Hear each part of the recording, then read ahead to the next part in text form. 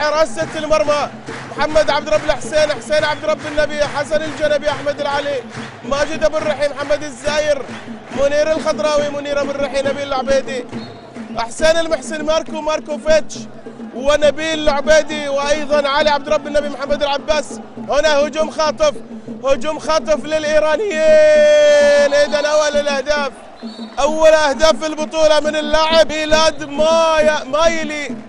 ميلاد مايلي هدف دولي. هي اول الاهداف اتت من هذا اللاعب ميلاد مايلي لاعب الفولاذي الايراني، واول الاهداف اذا في هذه البطوله، والاولويات راح تكون حاضره معنا. هذا ماركو الصربي لعب للمنتخب صربيا وايضا لمنتخب مقدونيا.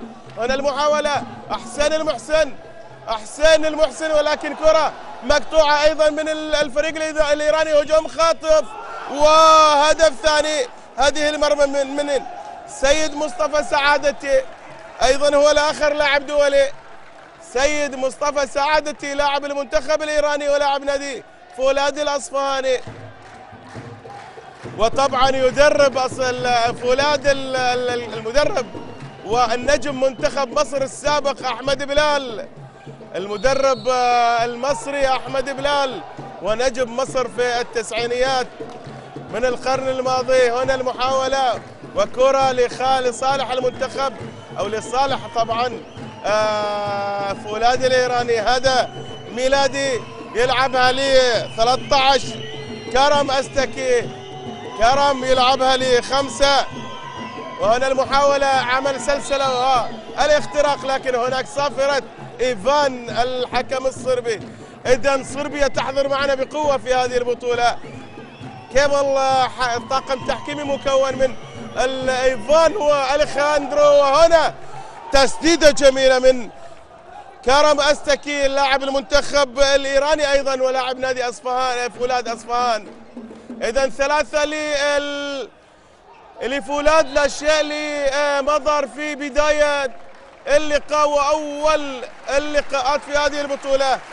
هذا مدرب المنتخب مدرب مضر المدرب الجزائري.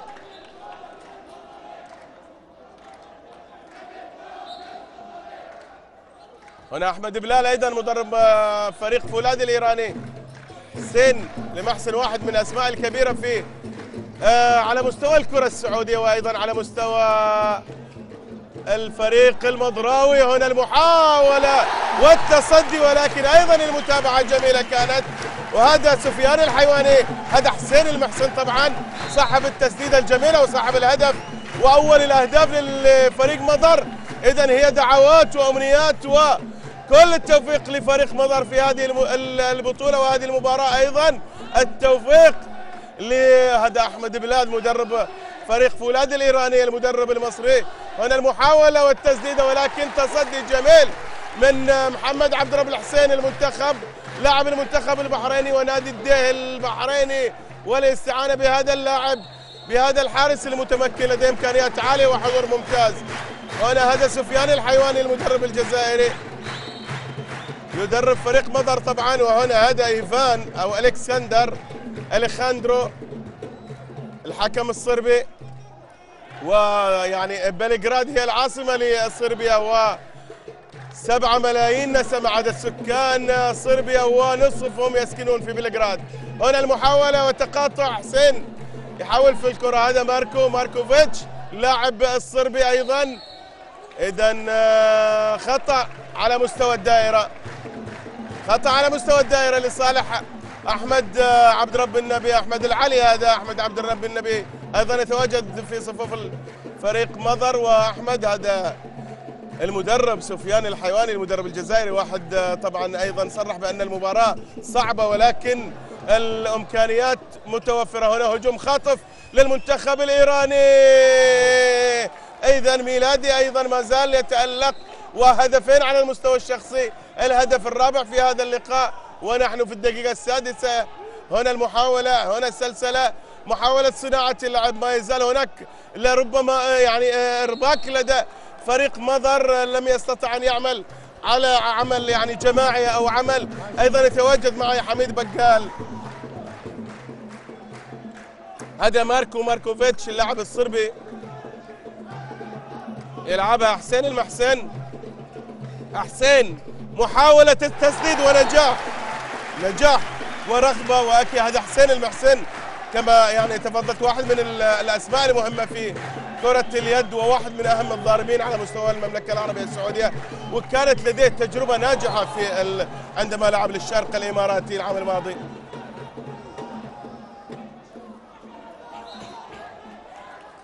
ماركو، حسين المحسن،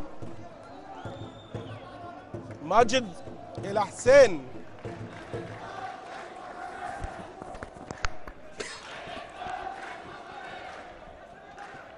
مرة ثانية هذا الصربي ماركو، تقاطعات، محاولة صناعة اللعب وتقليص الفارق. هذا محمد الزاير إلى ماركو مرة ثانية، ماركو وعلى مستوى التسديد، لكن أيضا كرة وتصدي جميل لحارس المرمى الحارس سعيد بروخ داري الحارس الدولي، أيضا يلعب لمنتخب الإيراني. هذا ميلادي، هناك وقت طبعا إيقاف لهذا ميلادي، وهذا أليخاندرو الحكم الصربي يطلب، وهذا أحمد بلال مدرب المنتخب أو مدرب فولاذ الإيراني.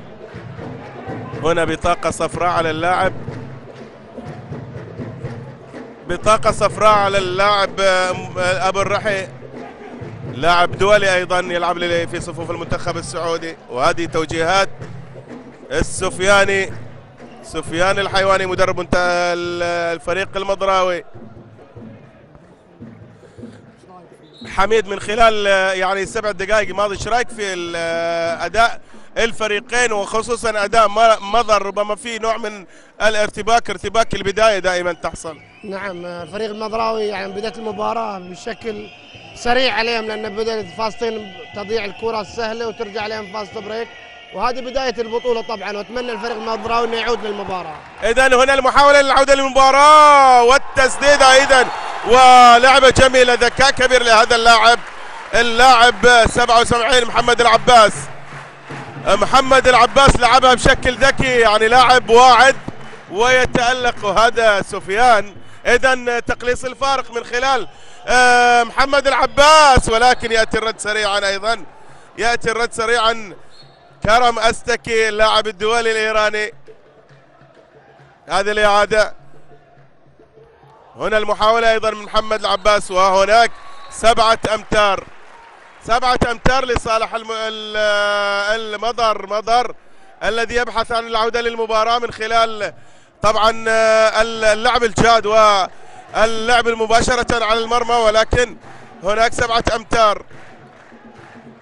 العالي دائما المتخصص، هنا حوار بين المدرب وابو الرحي، وايضا نجاح على مستوى 7 أمتار للاعب احمد العلي، لاعب دولي ولديه امكانيات عاليه، وبالتاكيد يعني هو اذا ما اشتغل خصوصا على مستوى الاطراف، النجاح راح يكون يعني لمضر، وراح يكون صاحب فعاليه كبيره. ميلادي تقاطعات ويلعبها بشكل حلو، هنا التقاطع ويعني لا وجود للتغطية على مستوى الدفاع. الفريق المضراوي الى الان ما هو داخل جو المباراه، الفريق مرتبك، الفريق قاعد يلعب بشكل فردي، لكن اتمنى خلال ال10 دقائق الاولى انه يعود للمباراه باسرع وقت، وهذا هدف من حسين المحسن. اذا على المستوى الحلول الفرديه، حسين المحسن يسجل الهدف الخامس لفريق مضر، والثالث على المستوى الشخصي. هذا ميلادي إلى رضا، محمد رضا إلى 4 ميلاد مايلي أيضا 6 مرة ثانية، اللاعب رقم 6 سجاد أستكي، وتقاطعات جميلة، وهنا على المستوى الدائرة ونجاح للسيد مصطفى سعادتي. إذن تقاطعات وعمل وأداء جميل، يعني وقادر أن يخترق دفاعات المضراوية، وبالتالي على مضر أن يعمل ويجتهد ويجد على ايضا سفيان الحيواني مدرب طبعا فريق مضر ان يجد الحلول على مستوى الدفاع، هناك يعني لربما يعني تغطية غير ناجحة حميد على مستوى الدفاع لمضر. واضح بشكل كبير اللعيبه طالع الثنائيات بين اللاعب والثاني مي متواجده، يعني الفريق قاعد متشتت الى الان لم يدخل الى جو المباراه. إذا هنا محاولة وهجوم خاطف، ولكن كان التصدي أجمل من حارس المرمى سعيد بروفور داري سعيد بروفور داري تصدى لهجمة اللاعب مضر منير بالرحي. إذا ما تزال البداية وما تزال الأمور ممكنة، وهذا حسن الجنب اللي قائد الفريق، هذا إيفان الحكم الصربي، وهنا أيضا يطلب طبعا اطمئنان، يبحث عن اطمئنان عن سلامة الحارس المرمى. هذا ماركوفيتش، وهذا أحمد بلال. هنا حسين المحسن يلعبها لمحمد الزاير، حسين لمحمد، ومحاولة صناعة لعب جماعي. أداء المضر ما زال أداء غير مقنع، نحن نعرف إمكانيات مضر. هنا الارتباك واضح، والسعادة يخطف الكرة إلى ميلادي القادم، وهجوم خاطف ونجاح على مستوى الهجوم الجماعي للفريق فولاد الإيراني. إذا هو اللقاء الثاني لإيران لفولاد ومضر، سبق وأن التقى الفريقان، ولكن وين هناك في ست الدنيا في بيروت في العام الماضي عندما التقى أيضا ضمن البطولة الآسيوية، ولكن يومها كان المضراويون حاضرون بقوة واستطاعوا أن ينهوا اللقاء لصالحهم ب 26-30. إذن اللقاء الثاني على مستوى آسيا أيضا يجمع الفريقين، ولكن هذه المرة هنا في المملكة العربية السعودية. هذا حسين المحسن، واحد من الأسماء المهمة في فريق مضر السعودي. ماركوفيتش صانع لعب يلعب الآن، هو يحاول حسين، هذا الزاير محمد للعلي أحمد العلي على مستوى الجناح، لكن الزاير ومحاولة لصناعة اللعب. هنا المحاولة، ولكن دفاع متماسك من قبل فريق فولاد الإيراني. التسديد ولكن وين لم يبرز، يعني لم نرى يعني المستوى الكبير ربما لهذا الواضح امامنا. ماركوفيتش لم يبدأ لحد الان هو اداء غير مقنع لهذا اللاعب. والله اتوقع ان الكابتن يعني اللاعب الصربي ماركو، اتوقع انه كان المفروض هو يصنع الفارق للفريق المضراوي، الى الان لم يظهر بالشكل المطلوب. يعني واضح الان حسين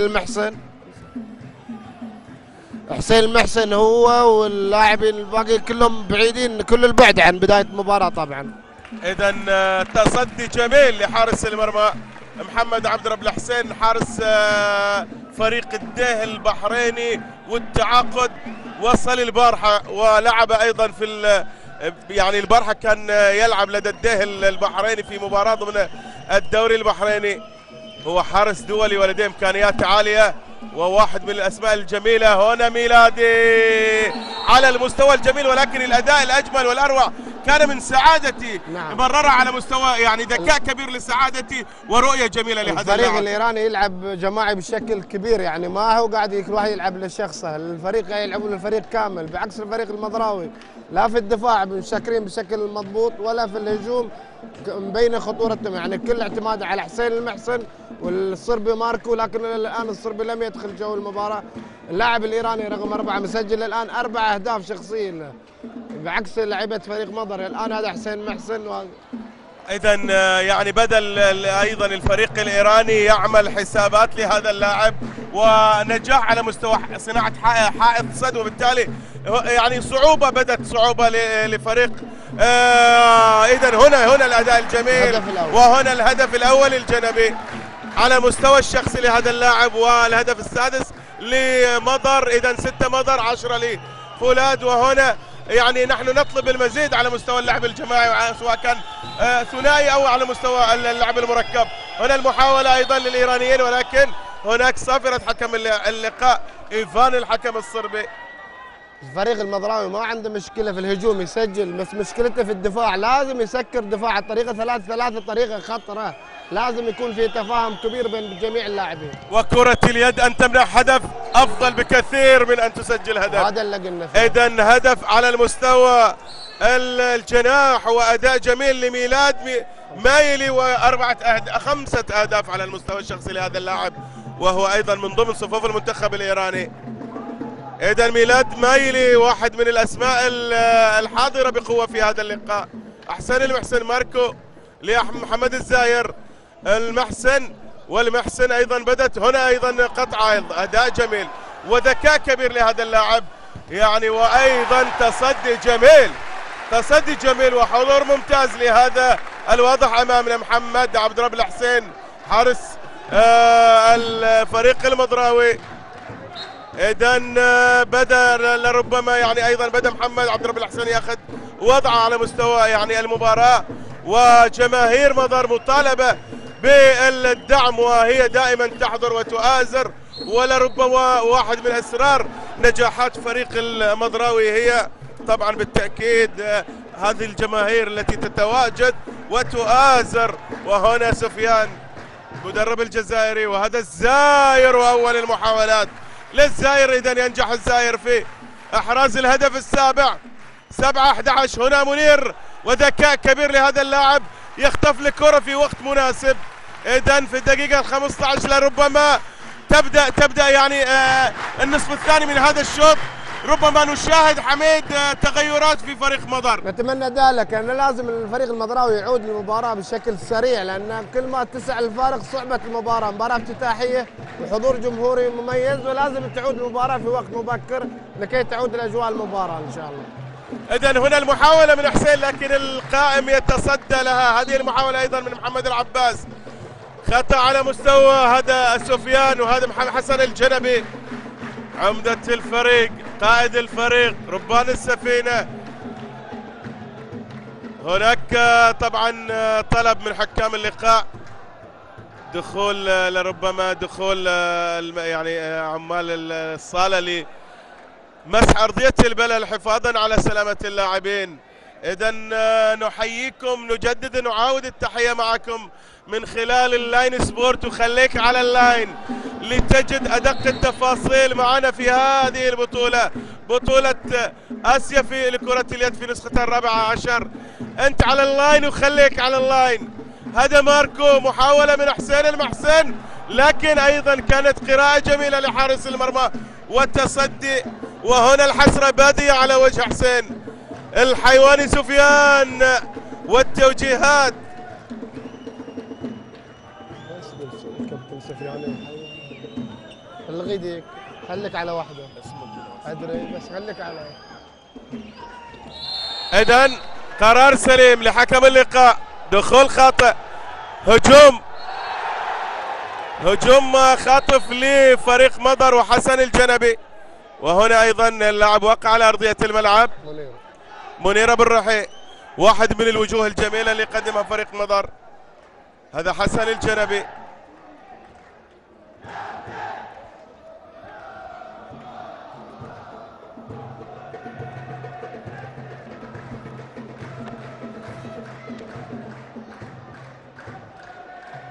وهنا حوار جميل بين الكابتن حسن الجنبي وحكم اللقاء. هذا واضح ايفان حكم، او هذا اليخاندرو.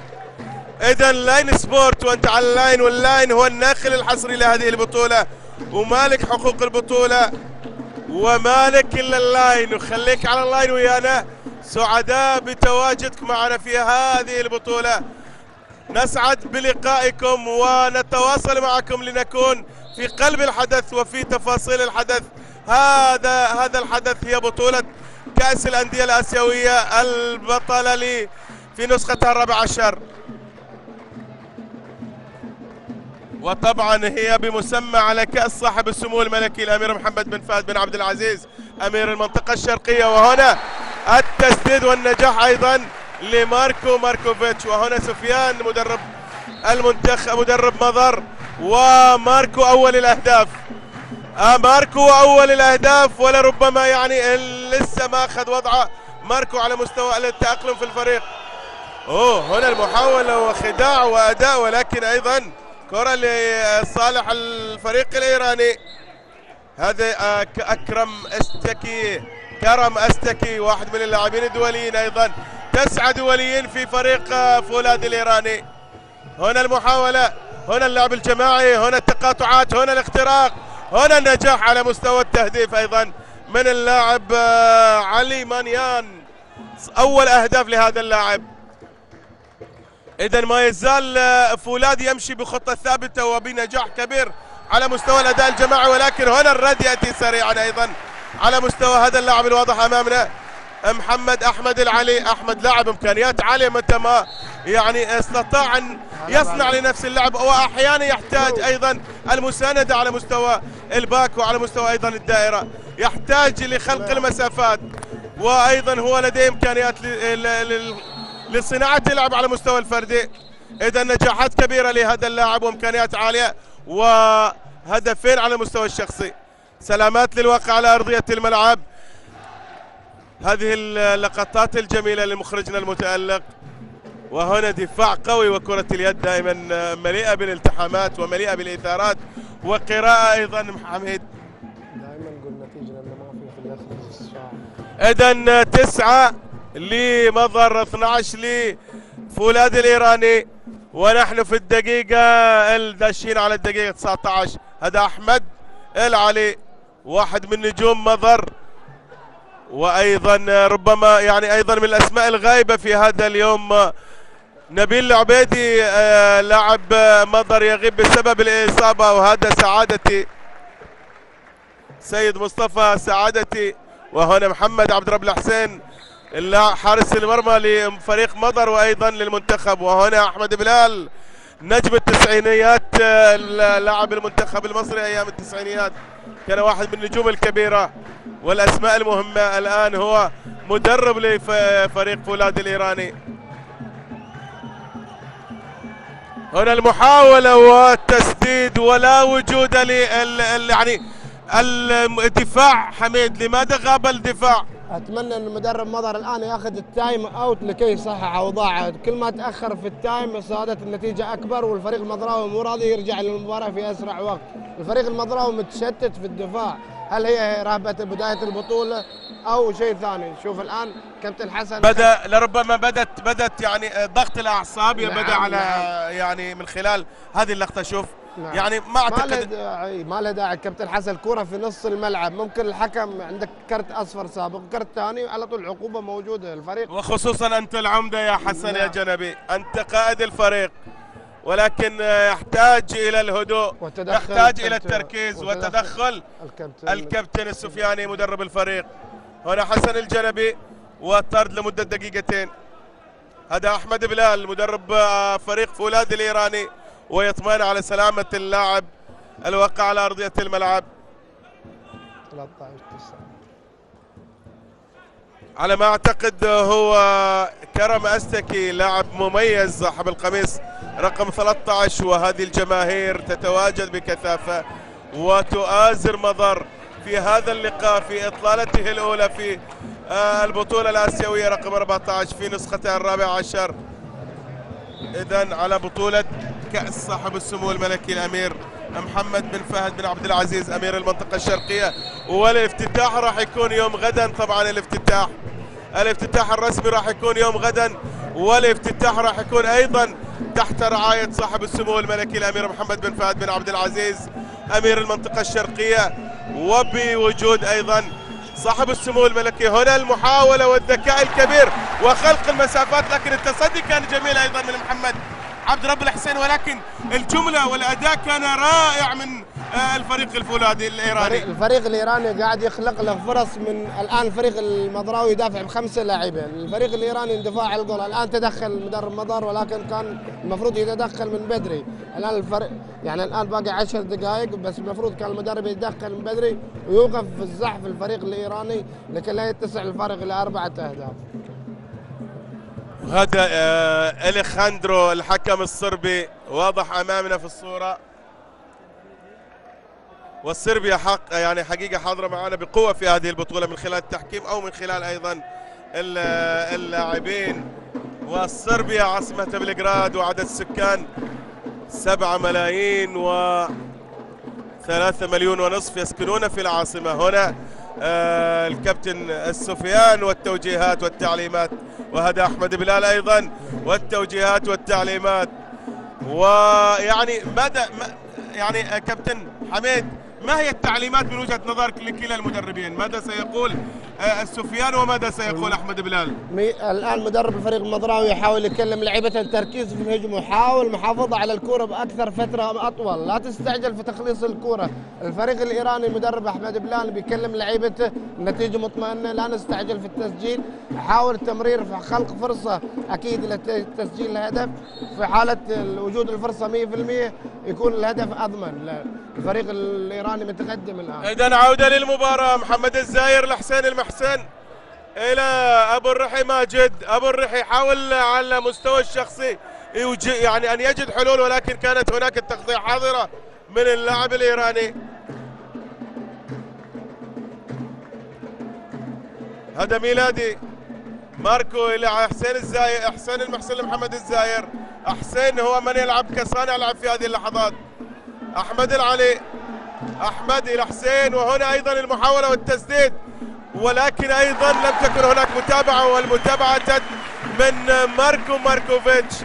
لاعب ماركو ماركوفيتش إذن ينجح في تسجيل وإحراز الهدف العاشر لفريق مضر. إذن 10 مضر 13 لفريق فولاذ الإيراني من أصفهان، أتى من أصفهان. وهنا التسديدة، وهنا أيضا أداء جميل لحارس المرمى حسين محمد عبد رب الحسين. محمد العباس يقود هجمة، محمد الزاير، وطبعا حلوة منك يا محمد. طبعا على اعتبار انه اللاعبين المنتخب الايراني عادوا، او المنتخب او فريق فولاذ رجعوا الفريق الايراني للدفاع، بالتالي هناك وجود نقص، ويلعب على يعني على هجمة منظمة لاحراز هدف وتقليص الفارق. هذا الجنبي يعود مرة ثانية للمباراة. إذا اكتملت صفوف الفريق المضراوي. ماركو إلى محمد الزاير، لماركو مرة ثانية، تقاطعات، وهنا تنزيل على مستوى الدائرة، لكن لم تكن الاستلام ممتاز. الهجوم الخاطف، وإذا ما تسجل يسجلوا فيك طبعا. إذا 14-10، 14 فولاذ الإيراني، 10 لي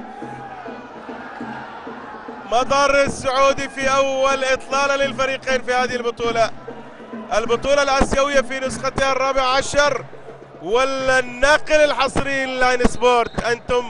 أنتم ونحن والجميع على اللاين، وخليك على اللاين. وهذا أليخاندرو، هنا حديث جانبي بين ماجد أبو الرحي وحسين المحسن، وهذا الحكام الطاولة أيضا سمير الدوسري، وايضا الاستاذ هذا المدرب سفيان مدرب فريق مضر، والبحث عن الحلول. هنا السلسله والتسديد، ويعني التسديده ليست في مكانها تماما، ولا لا الزمان ولا المكان. نعم، الفرصه ما هي موجوده، والفريق الايراني لعيبه طوال الغامه، لازم يصير في اختراق، لازم في تمشيه الكره وحلول وجود فرصه. هذه نصف فرصه، الان استعجال، ان شاء الله ما يستعجل، يكون في تركيز ويعود للمباراه الفريق ان شاء الله. اذا هذه المحاوله من ماركو اتت، ولكن ايضا التصدي كان جميل من حارس المرمى سعيد. هنا المحاوله مره ثانيه، يعني قادرين الايرانيين يدافعوا بشكل منظم. سعادتي، مصطفى سعادتي لاعب دولي، ايضا هذا الاخر لاعب دولي، كرم أستكي. هذا كرم أستكي يلعب على مستوى صناعة اللعب. محمد رضا إلى ميلاد يترك، يعني لماذا هذا يعني عدم التغطية؟ 6 أهداف على مستوى الشخصي لهذا اللاعب. شوف يا ريت يعيدها المخرج من البداية، يعني كان يعني لا وجود للدفاع مع هذا اللاعب، مع ما يملك من امكانيات. الان الفريق الايراني وضح، الان الفريق الايراني سكورهم هو الجناح الايمن. الان ليش اتركه انه يروح يسجل زي ما هم مسكرين على احمد العلي في الهجوم الايراني؟ الان الفريق المضراوي المفروض يصير تركيزه على اللاعب الجناح، ولا تستنى الحارس يشيل لك الكره. الان على المستوى الفردي مسجل 6 أهداف اللاعب الايراني، لماذا استنى الحارس يساعدني؟ انا اسكر عليه، ما اعطيه فرصه انه يسجل. إذا مطلوب الدفاع، وفي كرة اليد طبعا أن تمنع هدف أفضل بكثير من أن تسجل، لأن التسجيل الأهداف هي سمة كرة اليد. ويأتي الهدف السادس عشر لفولاذ الإيراني. أتى الهدف من أكرم كرم أستكي، وأيضا هجوم خاطف وميلاد وأيضا التصدي كان من القائم. وهنا الحكم وإيفان يشير على أن اللاعب كان نازل على طبعا لخط الستة، وبالتالي خطأ. راح نشوف شوف كيف هدف يعني عدم التوفيق لعب دور في هذا الهدف. مضر ومحاولة محمد العباس، ولكن أيضا دفاع صلب والتحام قوي للاعب الإيراني محمد مهدي عسكري. وهنا الحوار بين حكم اللقاء ومحمد العباس، وهذه النتيجة واضحة أمامنا 10-16. إذا مضر 10-16 لفولاذ، 5 دقائق ولم يتبقى سوى 5 دقائق هي ما تفصلنا عن نهاية الشوط الأول. ونتمنى أن يعود مضر طبعا للمباراة. وهنا الكابتن سفيان يبحث عن الحلول، أحمد العلي، محمد العباس، ويعني حتى على مستوى التقاطع لا يوجد خلخلة للدفاع، لا يوجد ضغط مباشر على المدافعين لخلق المسافات. يعني حتى على مستوى السلسلة كابتن حميد يعني لا وجود للأداء القوي للاعبي منتخب لاعبي مضر لخلخلة الدفاع وخلق مسافات على مستوى الدفاع الإيراني. الفريق الإيراني فريق أجسام كبيرة وأطوال، الآن لازم تخلق في المكان الفاضي، تجري وتمرر كرة لزميلك لكي ينفتح الدفاع. بهذه الطريقة صعب انك توصل معاهم، وحراستهم جيدة يعني للآن قاعدين نشكل يعني من الدفاع والحراسة. لازم توجد لك حلول ثانية، لازم تدخل المدرب موجود الآن. هل البدلاء عنده بدلاء انه يحلوا مكان اللي مو قادر الآن يؤدي بشكل مطلوب او لا؟ وهذه كلها ان شاء الله تتضح. اتمنى ان الشوط الثاني يكون في تركيز اكثر من الشوط هذا.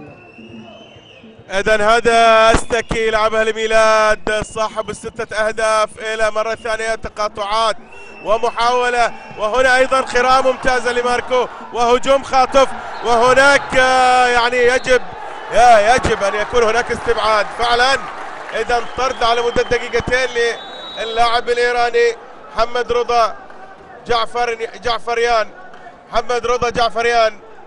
هنا شوف الإعاقة لماركو ماركوفيتش. إذن قرار سليم لحكم اللقاء، وهذا ماركو ماركوفا. إذن صربي، والحكام أيضا من صربيا. وهنا بطاقة صفراء على مين؟ هذا إيفا، هذا الخاندرو الحكم الصربي. إذن محمد رضا جعفريان خروج لمدة دقيقتين. هذا أحمد بلال مدرب المنتخب أو المدرب فولاذ الإيراني. هناك 7 أمتار طبعا، على اعتبار ان ماركو كان منفرد، وهذه يعني من ضمن قوانين لعبة كرة اليد. حتى وان كان في منتصف اللعب، اذا كان في انفراد كامل واعيق اللاعب فيعني على طول تحتسب 7 أمتار. وكان ممكن بعد انه يعطيه البطاقه الحمراء، لان اللاعب كان متجه على الجول ومواجهه المرمى وفي سحب اعاقه من الخلف، كان ممكن يعطيه البطاقه الحمراء وضربه 7 أمتار. إذن العلي ومحسن بابا صغيري، وينجح العلي في تقليص الفارق. 11-16 مضر 11-16 لفريق فولاذ الإيراني. وهنا الإعادة، شوف الإعادة، وفي الإعادة إفادة، ونتمنى أن يعود مضر للمباراة. هنا مان طبعا محاولة خطف كرة في وقت يعني قصير، المان تو مان، ولكن أيضا هناك خطأ لصالح سجاد أستكي. أيضا خطأ سجاد أستكي لاعب دولي. وهنا في وقت مستقطع والتعليمات، وهذه المرة فولاذ هو من يطلب الوقت المستقطع. ماذا يريد أحمد بلال؟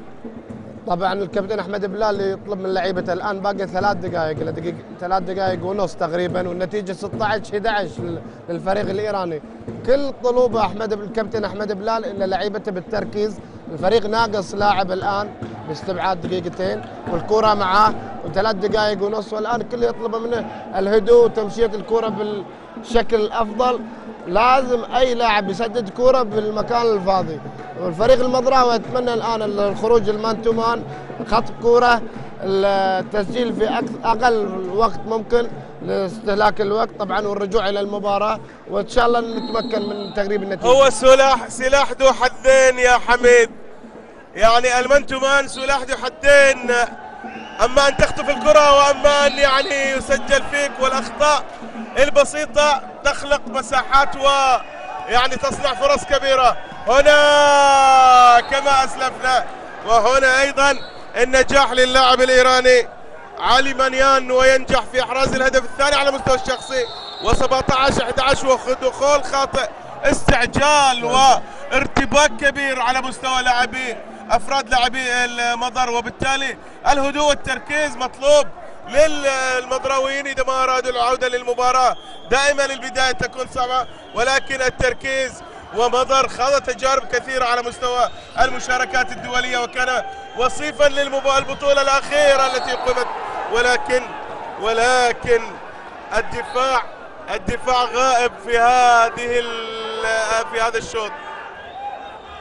هنا ماركو، ونجاح ماركو يخلص الفارق 12 لمضر. هنا المحاولة والإعادة، هذه الإعادة، إذن 12 لمضر، 18 لفولاذ الإيراني في أول اللقاءات، في أول الإطلالات في هذه المسابقة، بطولة الأندية الآسيوية لكرة اليد، أبطال الدوري. سعداء بتواجدكم معنا هنا في المملكة العربية السعودية وفي المنطقة الشرقية، هنا من صالة رعاية الشباب بالدمام. وهنا التسديدة، ولكن أيضا كرة مخطوفة، ما تزال الكرة، وهنا خطأ لصالح المضر، ولم يبقى إلا القليل، دقيقة. يعني أيضا لم يحصل الاستغلال. شوط للنسيان، أتمنى أن هذا الشوط ينسي الآن الشوط هذا، يعني كل ما قلنا فيه قليل يعني طبعا، لأن المستوى كان بعيد. خلاص ننسى هذا الشوط ونركز إن شاء الله في الشوط الثاني لنعود للمباراة. إذن هو شوط للنسيان، يجب من خلال طبعا بين الشوطين والتعليمات أن يمحو المضراويون هذا الشوط من الذاكرة ويبدأوا شوط جديد، والإمكانية العودة إمكانية واردة وممكنة في سماء يعني كرة اليد. كرة فيها متغيرات وفيها يعني أداء سريع، وممكن التعويض حتى وإن كان الفارق 6 أهداف، التعويض ممكن حتى في وقت يعني قصير. وعالم كرة اليد عالم مثير وعالم جميل، والأجمل أن تشاهده من خلال اللاين سبورت.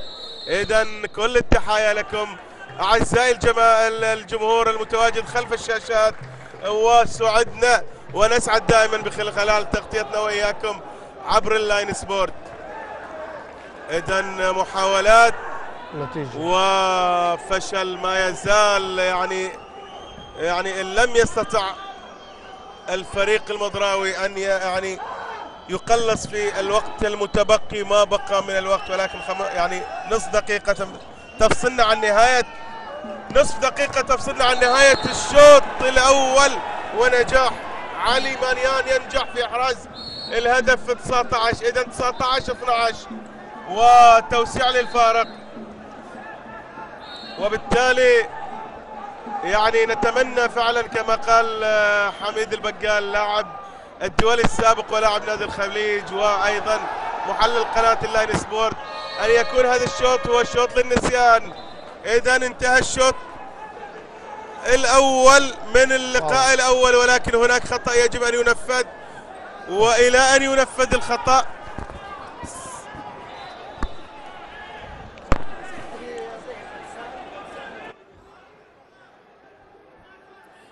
إذا ماركو على تنفيذ الخطأ.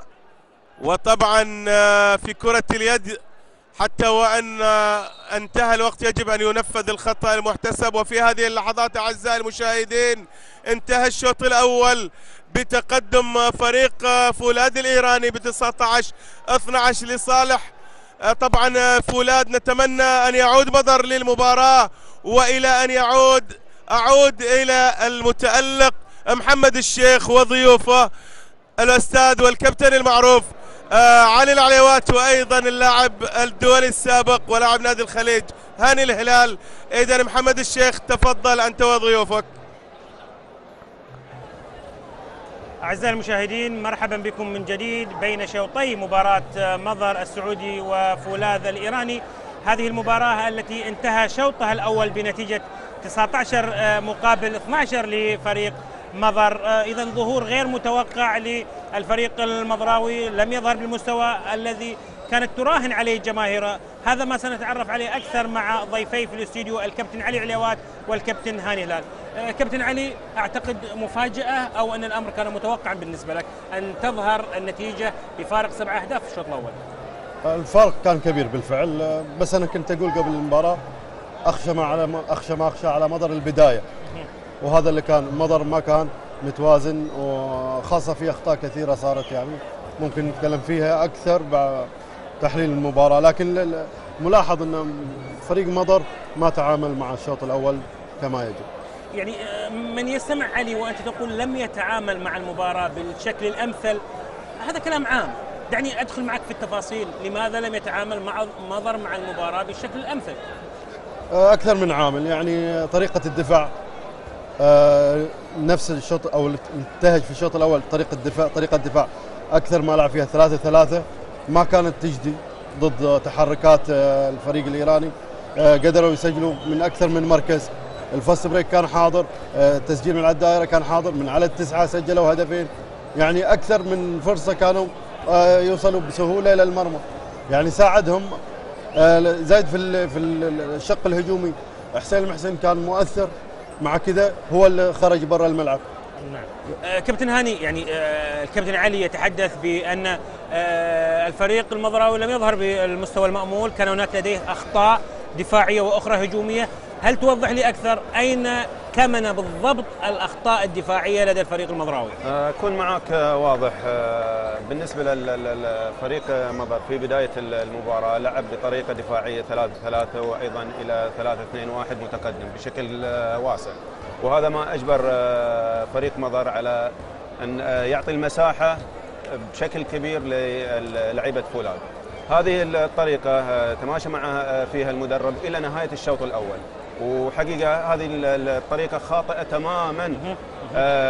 النتيجة طبعا في شوط واحد 19 هدف، هذه غير مقبولة. من المفترض على فريق مثل مظهر مدرب الفريق اللي هو الكابتن سفياني تعامل في هذه المباراة بشكل خاطئ، لم يقرأ المباراة بشكل واضح. التغييرات في الدفاع والهجوم أيضا لم يوفق فيها. كل هذه الأمور أعتقد أجبرت فريق مظهر أن تكون نتيجة بها. أنا أسألك سريعا وأذهب لعلي. أنت تحدثت في التحليل الأول قبل أن نبدأ المباراة، قلت بأن الفريق الإيراني يستطيع أن ينفذ للمرمى المظراوي من كل الطرق، عن طريق التسديد من خارج ال9 أمتار، عن طريق الاختراق، الجناحين، الدائرة. إذا ما هي الحلول الدفاعية التي كان ينبغي على سفياني أن يعملها ولم يعملها؟ طبعا كل مدرب له وجهة نظر، ولكن من المفترض أن تتغير في أي وقت.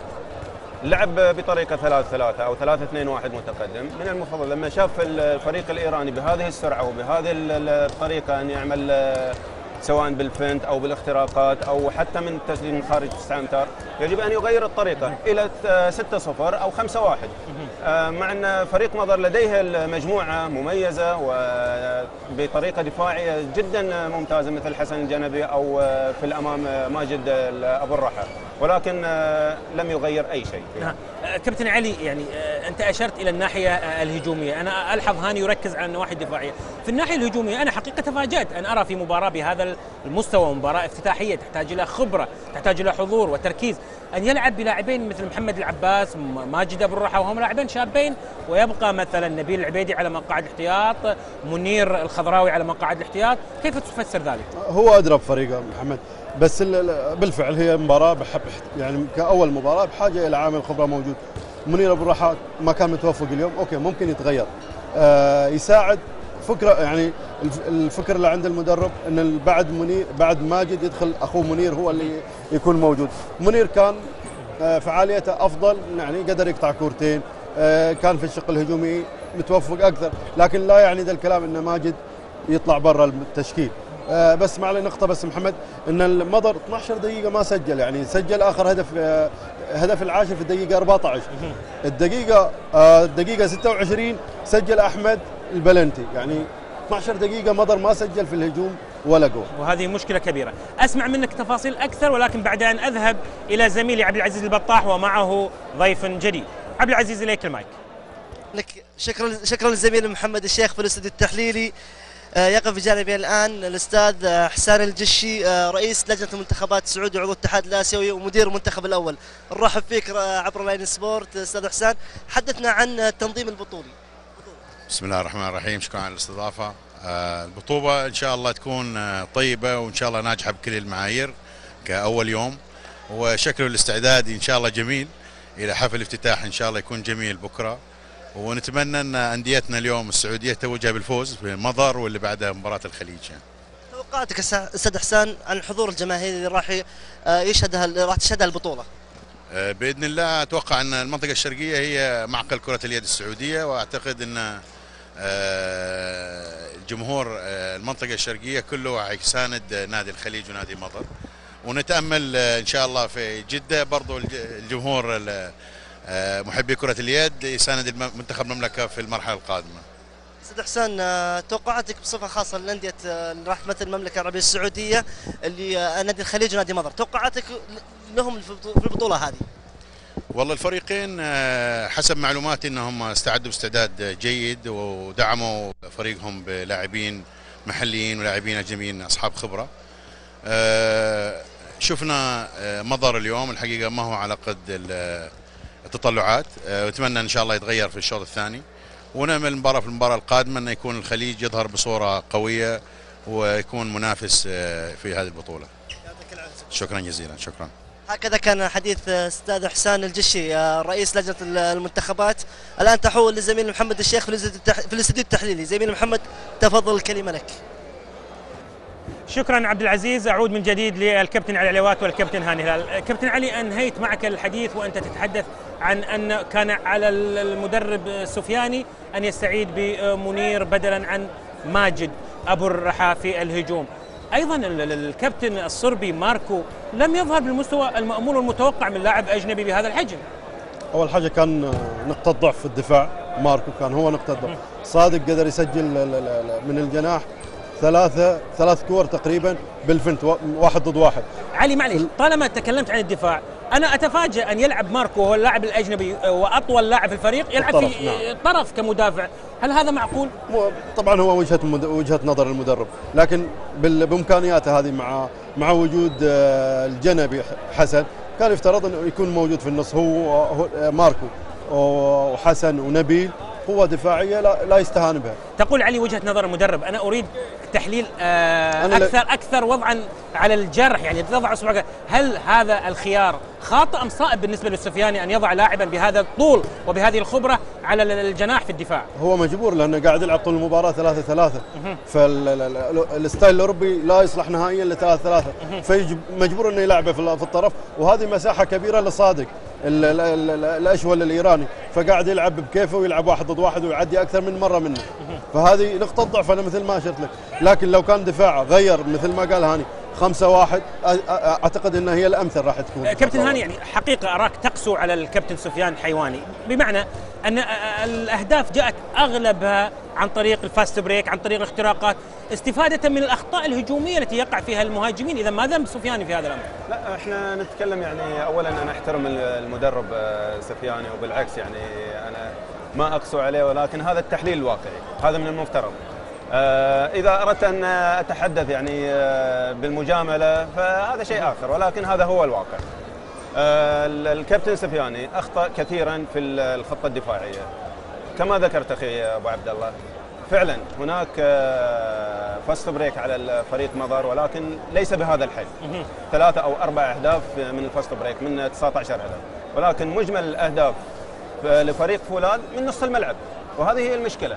من المفترض أن يكون هناك تغيير يعني في الدفاع. نعم كابتن علي، يعني لاحظنا اللاعبين المعول عليهم وهم اللاعبين الدوليين، أحمد العلي، ماجد أبو الرحى، أيضا حسين المحسن، لا يظهرون بمستوياتهم المعهودة أو المأمولة. هل تعتقد أن الضغط الذي تولد من المشاركات الدولية مع المنتخب لعبت لعبتها اليوم واستنزفت قدراتهم وطاقاتهم في المباراة؟ ماجد ما يلعبوا طول المباريات، لكن الا اشوف بالعكس، يعني يفترض ان لعيبه بدل المستوى يزيدهم خبره، يتعاملون مع مباراه كاول مباراه في البطوله بحرفنه اكثر، بالعكس هذا يخدم اللاعب ما يضر. يعني طيب كابتن هاني، ونحن على بعد دقائق معدوده من بدايتنا، هل يمكن لمضر اللحاق بالنتيجه ونحن نتكلم عن فارق 7 أهداف؟ بكل تاكيد كره اليد لا يوجد فيها مستحيل. من المفترض على فريق مضر ان ينسى الشوط الاول، يبدا من جديد، يبدا وكأن النتيجه لم تكن، خاسرا ب7 أهداف. اعتقد فريق مضر متى ما وفق ولعب كل لاعب بمستواه الحقيقي سيعود. وماذا عن الكابتن سفيان حيواني؟ هل هو ايضا المعني بالامر في الشوط الثاني؟ طبعا بكل تاكيد اللاعب او المدرب يكمل هو اساس الخطه الدفاعيه والهجوميه للفريق. يجب عليه ان يوضح بكل جداره وبكل ثقه ما هي الطريقه المثلى لفريق مضر. يلعب ب5-1 او 6-0، يجرب ومن ثم يبتدي فيه. كابتن علي، من تفوق على من؟ احمد بلال تفوق على سفيان حيواني ام لاعبو فولاذ هم من تفوق على لاعبو مضر؟ اكيد يعني المدرب واحد من الناس اللي قاعده تلعب في المباراه. جميل. فبالاخير ان احمد بلال وفق طريقه الدفاع هي طريقه واحده، العوده الى الفاست بريك او الذهاب للفاست بريك سريع عند الفريق الايراني. ما توفق كابتن سفياني، لكن الشوط الثاني ان شاء الله نتمنى انه يرجع للمباراه بالطريقه. اكيد هو يوجد الحلول، بعض اللعيبه احيانا ما تساعد، لكن هذه هي حال كره اليد. نعم كابتن هاني، نحن نتحدث عن اللاعبين وننسى حسن الجنبي. حسن الجنبي هو يعني الركيزه الاهم والاساسيه في الفريق المضراوي. اين حسن الجنبي في هذه المباراه؟ حسن الجنبي لاعب دائره، ومن المفترض على اللاعبين الخطوط الخلفيه هي من تمد الكره الى اللاعب. إذا لم يوفق اللاعب من الخط الخلفي أن يصل الكرة إلى هذا المنطقة فبكل تأكيد لا يلام. طيب كابتن علي، يقول هاني لا يلام حسن الجنبي، إذا أنا دعني أجتهد وأقول من يلام هو اللاعب الصربي. إذا لم يكن يسجل من خارج المنطقة، إذا لم يكن يمول الجناح ولا يمول الدائرة، ما هي الفائدة من وجود هكذا لاعب أجنبي؟ ممكن كأول مباراة محمد، لكن أنا اللي أقوله بالفعل هو المدرب بحاجة أنه يرجع إلى الصف أو الناس اللي يلعبوا مع بعض أكثر ويبدا فيهم الشوط الثاني، لعل وعسى يعني لوجود حسين، نبيل، منير ابو الرحى، يعني اكثر من لاعب مميز يقدروا ينزلوا الملعب، يعني يمكن يدي اكثر. علي، انت تتفاهم اقصد. كنت يوم من الايام مدربا لفريق النور في مثل هذه البطوله، بطوله اسيا التي استضافها الاهلي وخرجت بوصافه البطوله. لو كنت انت مكان سفيان حيواني، ماذا كنت ستصنع في الشوط الثاني؟ اكيد راح ادخل بطريقه مغايره عن الشوط الاول دفاعا. نقاط الضعف اللي كانت موجوده في الهجوم لازم استغلها. الوضع النفسي اللي فيه ماجد ما كان زين في الشوط الاول، لازم يخرج منه ويبدا الشوط الثاني كونه صراحه ركيزه ويبدا فيه يبدا فيه في الدفاع. وهذا الشيء المهم انه يبدا فيه في الدفاع في 5-1 يكون قدام هو رقم واحد. من هنا راح يكون على الفاست بريك، وهذا ما يميز ماجد ابو الرحى، ان انت تقدر ترجع مره ثانيه للمباراه عن طريق انه يبدا في الدفاع في مركز واحد فوق ويقدر يقطع كذا كوره ويروح للفاست بريك. طيب كابتن هاني، انت انتقدت المدرب واعود من جديد بكونه لعب بدفاع متقدم في الشوط الاول 3-2-1 او 3-3. في الشوط الثاني هو محتاج لأن يقلص الفارق، معنى ذلك أنه مضطر أن يلعب بدفاع متقدم، قد يصل أنه يلعب رجل لرجل في الشوط الثاني. صحيح. هل تعتقد أن هذا مجدي أو سيضاعف النتيجة أكثر من فارق 7 أهداف؟ احنا نقول هذه بداية المباراة، من المفترض أن لا يلعب أو يكشف أوراقه الأساسية. لعب بطريقته المعروفة والمعهودة عليه أن يلعب ب3-3 أو 3-2-1 متقدم. هذا من المفترض كما ذكرت أخوي أبو عبد الله أنه يلعب في الشوط الثاني متى ما كان الفريق خاسر، ولكن في الوقت الراهن من المفترض أيضا أنه يبدأ ب3 أو 5-1 أو 6-0، يجرب متى ما وفق يستمر فيها، متى ما لم يوفق يلعب من الملعب. كابتن علي، يعني فريق مضر لم يخوض معسكرا خارجيا، قرابة يعني خلينا نقول نصف لاعبيه الأساسيين كانوا مع المنتخب الوطني. هل أثر ذلك على انسجام اللاعبين في هذه المباراة؟ بالطبع هو في تأثير، واضح التأثير هذا في أداء اللعيبة. بس نقطة أبو عبد الله أن الفرق الإيرانية تلعب شوط واحد، الشوط الثاني يبدأ ينزل، وهذا العامل لازم يستغله مضر. ان انا صراحه من خلال الخبره اقول ذا الكلام، كمنتخبات او كانديه كانديه قصدي في الفرق الايرانيه دائما الشوط الاول يكونوا في المستوى، من بعد الشوط الثاني ينقلع عطاهم. نعم. كابتن هاني، ونحن سنبدا المباراه، كلمتك وان لم يسمعوك نادي مضر، ماذا تقول؟ اتمنى ان يركزوا في الملعب ويبتعدوا تماما عن النتيجه. اعزائي المشاهدين، ننتقل الان لمعلق المباراه زهير الضامن. شكرا محمد الشيخ، وشكرا لضيوفك ايضا على التحليل. اذن التحيه مجدده من خلال اللاين سبورت، تجددها انا زهير الضامن لأكون معكم في الشوط الثاني، والبداية أيضا قوية للفريق فولاذ الإيراني. إذن هدف 20 لفولاذ الإيراني، وبداية قوية أيضا. هذا حسين المحسن، والتحليل راح نتحدث عنه ماذا قال الكابتنين علي العليوات المدرب السعودي المعروف، وأيضا الكابتن القدير هاني هلال لاعب نادي الخليج سابقا والمنتخب السعودي. هنا حسين، وهنا ايضا محاولة جميلة من حسين وتسديدة وهدف جميل، اختراق جميل لحسين المحسن. والجماهير بدأت تتفاعل، بدأت ايضا الجماهير هي واحدة من اسرار نجاح مضر، وبالتالي عليها ايضا عبء كبير ومؤازرة كبيرة. اشتكي، وهنا المحاولة ولكن ايضا التصدي الجميل من حارس المرمى محمد عبد رب الحسين. هجوم خاطف، هجوم ولكن ايضا دفاع، وكان يعني كان المطلوب انه يباصي، كان المطلوب انه يباصي بسرعه ويسوي زياده عدد. وايضا نجدد التحيه للاخ حميد بقال المتواجد معي هنا للتحليل على اللقطات. وهنا ارضيه الملعب ومسح البلل. هذا حسن الجنبي العمده، والمطلوب وامال كبيره معلقه على هذا اللاعب.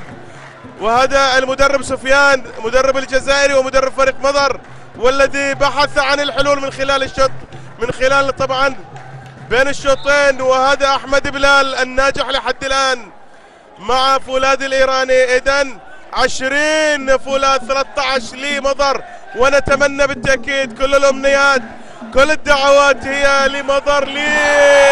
هنا أداء جميل لحسن الجنبي، وأيضا استبعاد. هذا حارس المرمى سعيد بورفور داري، وحسن الجنبي وتقليص الفارق. إذن 6 أهداف والجماهير تتفاعل، ونتمنى ايضا ان نرى مضر وان يعود للمباراة، ان ينسى تماما الشوط الاول، ان يكون الشوط الاول هو من يعني في طي النسيان، وان يعود للمباراة، وان يعتبر المباراة يعني بدأت من الان من هذا الشوط. هنا استكي والمحاولة، ولكن ايضا التصدي جميل من حارس المرمى، من حارس المرمى محمد عبد رب الحسين. هذا استكي، ولا المحاولة.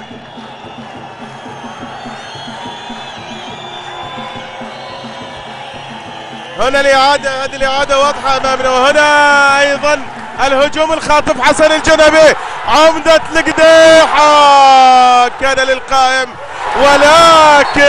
ولكن أبو الرحى ماجد المتابع، ماجد المتألق، ماجد يتألق، ويعني وهذا الوضع ايضا سعيد بربور داري، واداء جميل.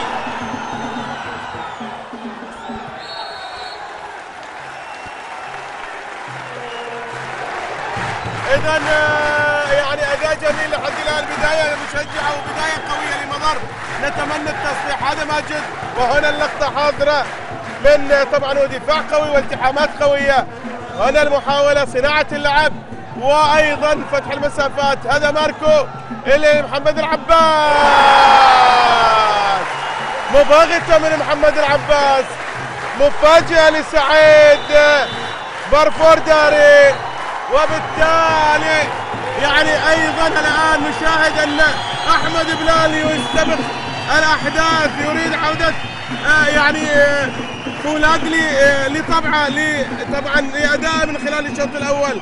شاف أن مضر قادم، شاف أن مضر لديه جموع لديه عودة ورغبة للعودة للمباراة، ماذا سيقول؟ اتمنى ذلك لان الفريق المضراوي دخل الشوط الثاني بتركيز اكثر وفريق انضباطيه اكثر واندفاع على الجول والرغبه في تحقيق نتيجه افضل لارضاء هذا الجمهور وعوده هيبه فريق المضراوي.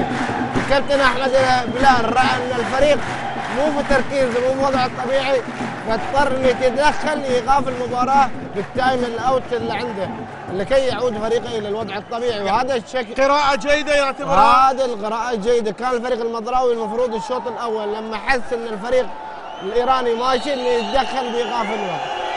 إذن هنا مان تو مان، البداية بالمان ومحاولة خطف الكرة، هنا ينجح ماجد أبو الرحاء اللاعب المشاكس. إذا نجاح ممتاز، نجاح ممتاز ودفاع يعني ممتاز لحد الآن.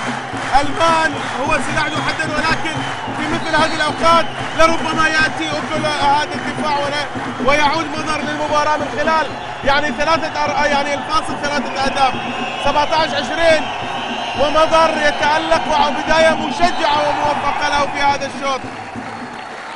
هنا أيضا كانت تصويبة والتصدي من حارس المرمى محمد عبد رب الحسين، واحد من الحراس المميزين على مستوى الخليج العربي. هذه الروح وهذه البدايه كان الفريق المضراوي كان المفروض هو اللي يبدا فيه من بدايه المباراه. الفريق المضراوي الان نرى الفريق المضراوي الحقيقي. انا قلت لك الشوط الاول للنسيان لا نحب نتذكره ولكن المفروض كان نبدا المباراه بهذا الشكل وهذه الروح هذه الانضباطيه والاندفاع نحو المرمى.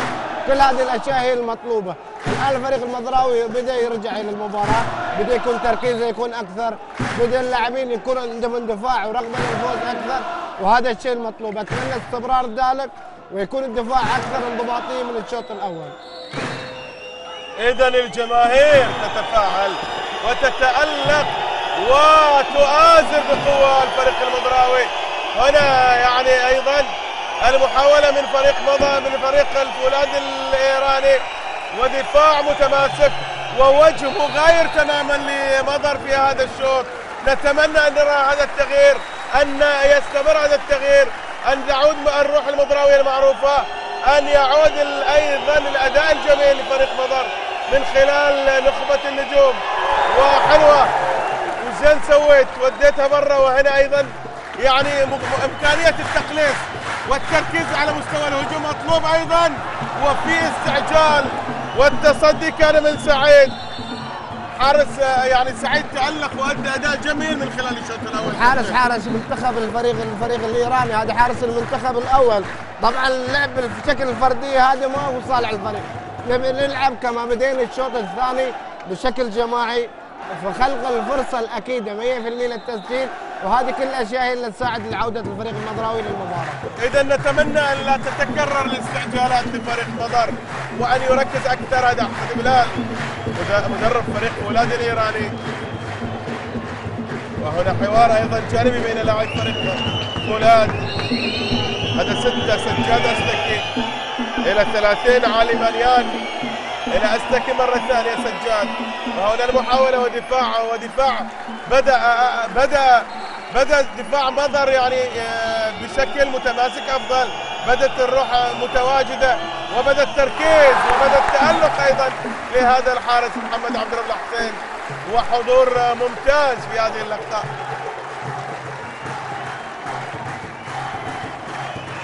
علي وهنا المحاولة من علي مانيال وخطأ لصالح علي. وهناك علي وقع على أرضية الملعب وإيقاف لمن هذه المرة؟ راح نشوف حسن الخضراوي. حسن الخضراوي.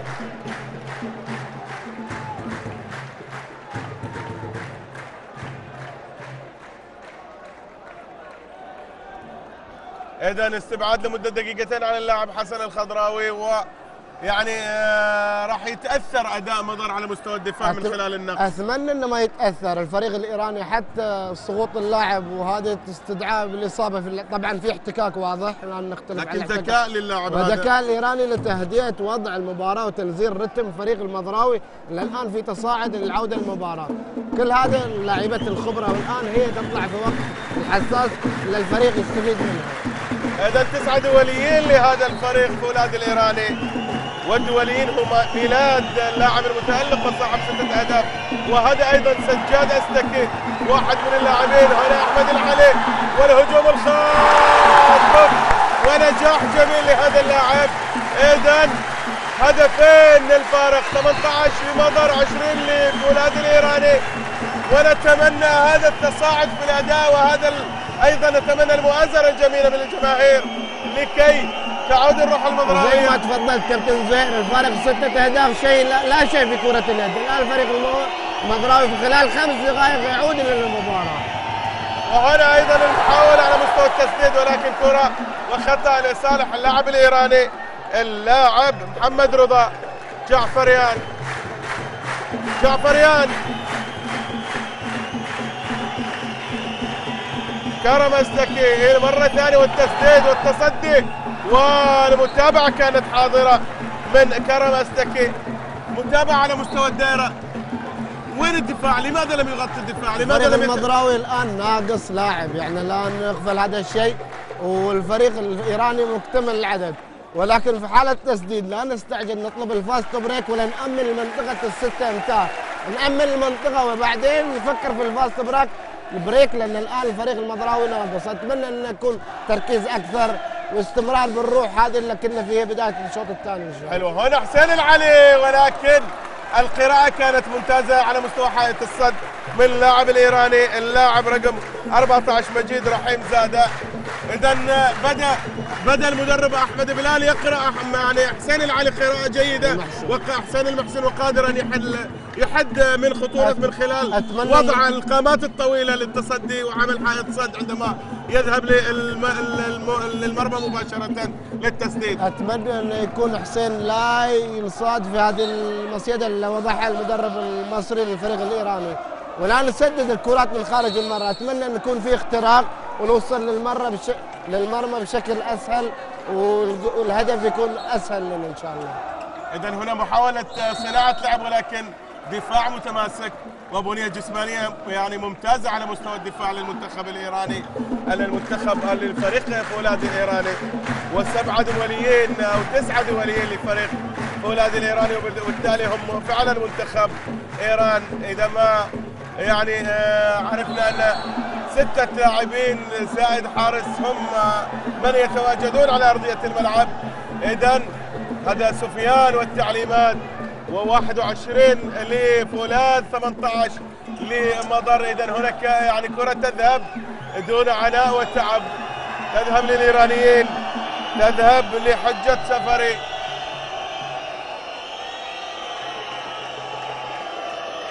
أتمنى أن ما يضيع التركيز اللي بدينا فيه. حجة سفري إلى محمد مهدي عسكري، حجة سفري مرة ثانية، ومحاولات يعني يلعبون بشكل هادئ، ولكن كرة أيضا جميلة من محمد العباس، يخطف له كرة حلوة.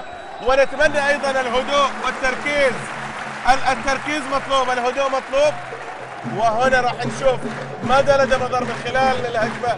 هذا ماركوفيتش اللاعب الصربي المحترف لدى مضر.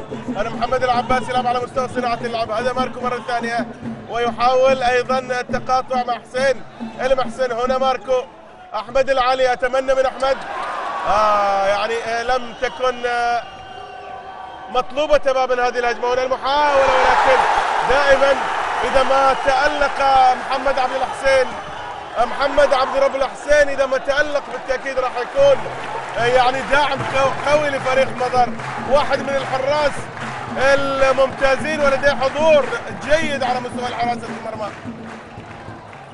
اسم كبير في سماء كرة اليد البحرينية، وحارس أيضا على مستوى الخليج، حارس مميز لديه إمكانيات عالية وشاهدناه في البطولة الماضية. وهنا تسديدة ولكن أيضا لا شيء، ونزول على أرضية الملعب. خطأ لصالح الفريق الإيراني، وخطوة هجوم خاطف، وأستكي كرم ينجح في إحراز الهدف. 22 لفولاذ، 18 لمضر، والإيرانيين قادرين أن يفرضون إيقاعهم الإيقاع المطلوب.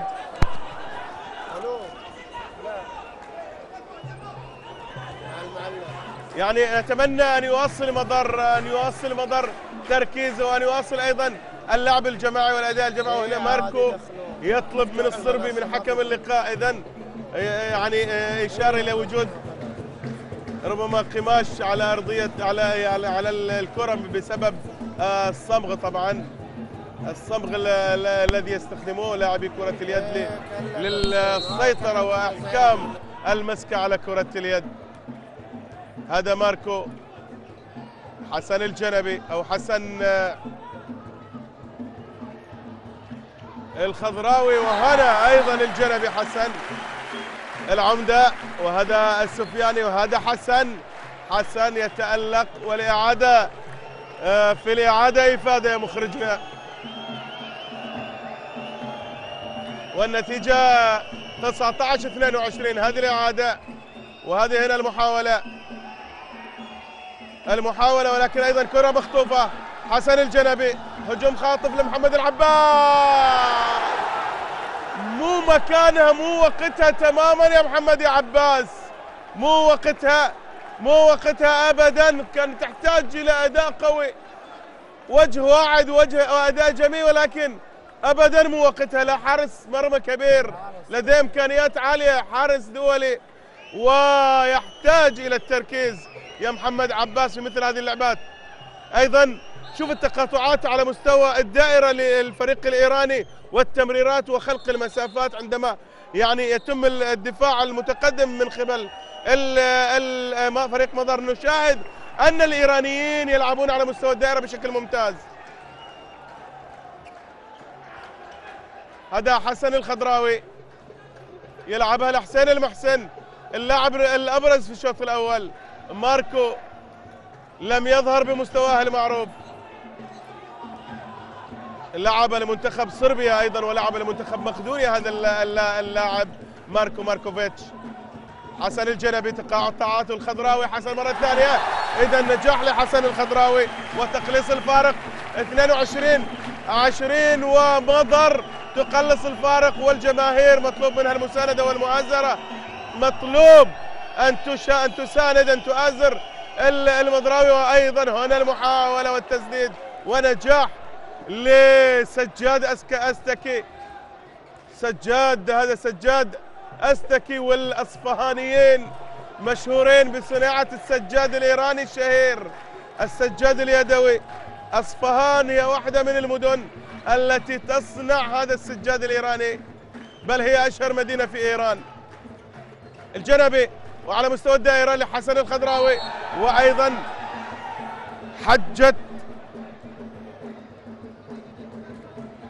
حجة سفري، وخطأ على حجة سفري.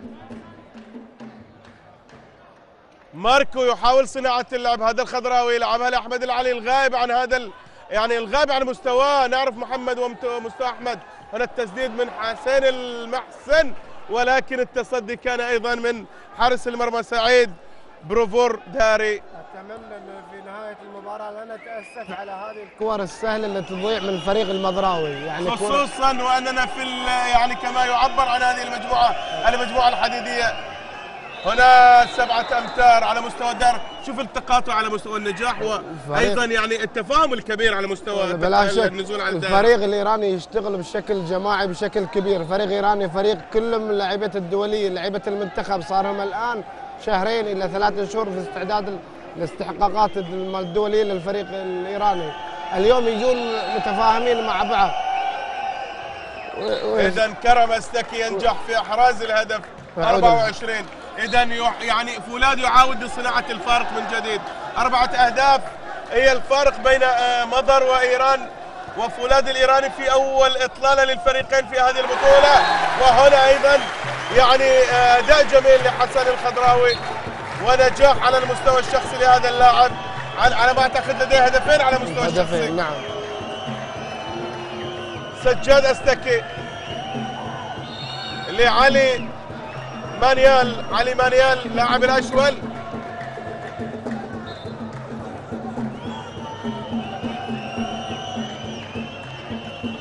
هذا حجة سفري لعبها لسجاد أستكي إلى أستكي الآخر كرم أستكي، ويعني لعبة ثنائية وضغط مباشر على الفريق وعلى الدفاع الإيراني، ونجاح اذا هنا ايضا حسن الجنبي ومحاوله لكن دفاع. بديت. هذه الاعاده، شوف كيف، والاعاده منها من قبل، من بدايه الباص، من بدايه يعني التمريره. في تحس ان هناك انسجام كبير بين اللاعبين الفولاذي الايراني. اكيد هذا بلا شك فريق، يعني فريق كلهم مع بعض صار له فتره طويله، وهذا شيء طبيعي طبعا.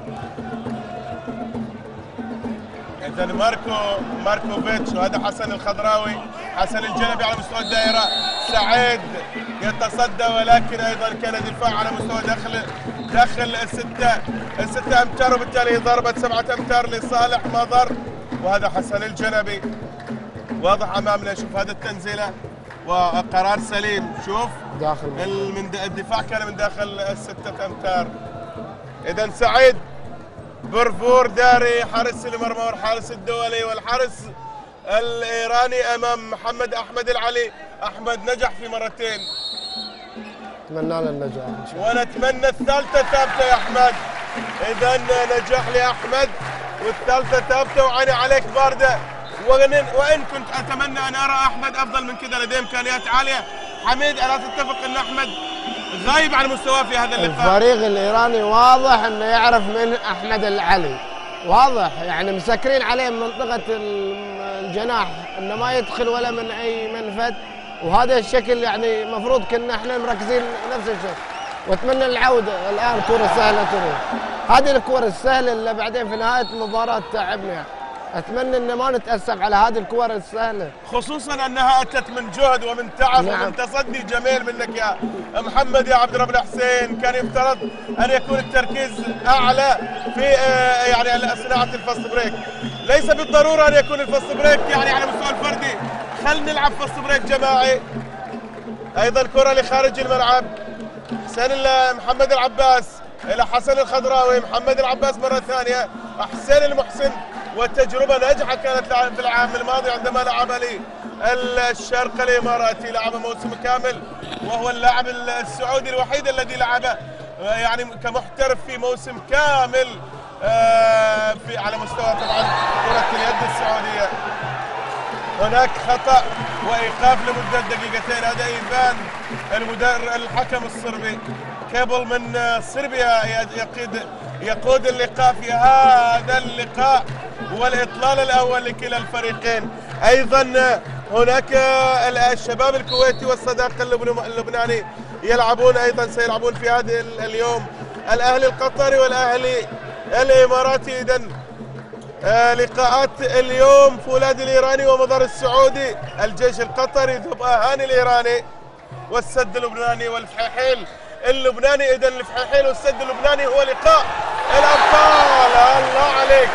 اذا مهاره عاليه لهذا اللاعب، ويعني بدا يبرز امكانياته ماركو فان من خلال الحلول الفرديه. نعم، وهذا كان الشيء المطلوب بالشوط الاول. انت لاعب صربي محترف، كان المفروض انك تصنع الفارق، وهذه فاست بريك. لا في عقوبه، في عقوبه، صح، في عقوبه. هذا الخندرو، وهذا سيد مصطفى سعادتي، اللاعب دولي ولاعب مميز ويمتلك حس عالي على مستوى اللعب على مستوى الدائره. نعم. واتمنى الان 25-23 للفريق الايراني. اتمنى الان لصالح لاعبين. اذا هناك 4 لاعبين من فولاذ موجودين على ارضيه الملعب. نتمنى نستفيد. 6 لاعبين لمضر. نتمنى الاستفاده من هذا النقص، وان يتم اللعب على مستوى الاداء الجماعي. هنا ابو الرحيل يعني لعبها، لكن لم يحالفه التوفيق. لعبها بشكل حلو، كانت تحتاج الى شيء، الى لفه بسيطه، الى تكه في النهايه، ولكن هذا مصطفى سعادتي لاعب الفولاذي الايراني والمنتخب.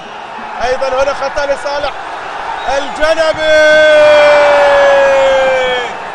لكن الحضور، لكن التألق لهذا الواضح امامنا. سعيد برفور داري، هنا التألق والحضور، شجاعة كبيرة لهذا الحارس. حسن الخضراوي ممتاز، حسن على مستوى التسديد الخفي، يعني ذكاء كبير لهذا اللاعب، هذا اللاعب قصة قامة اللي يسدد.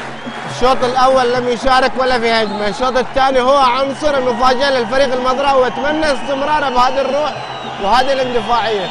الفريق المضراوي الان يعود الى المباراه، واتمنى ان نستغل ونحقق على الاقل التعادل قبل ان يكمل الفريق. 25 لفولاد، 24 لمضر، والهجمه لمضر اذا ما اراد العوده للمباراه وان تعود المباراه من الصفر. هذا الوجه الجميل ايضا لازم نسجل ابو هذا الرحي، الوجه الشاب الواحد في صفوف مضر او ابو الرحي. هذا حسن الخضراوي، هذا حسن الخضراوي هو اللي نتحدث صنع. عنه، ولكن من كان في الصوره هو منير ابو الرحي الوجه الجميل.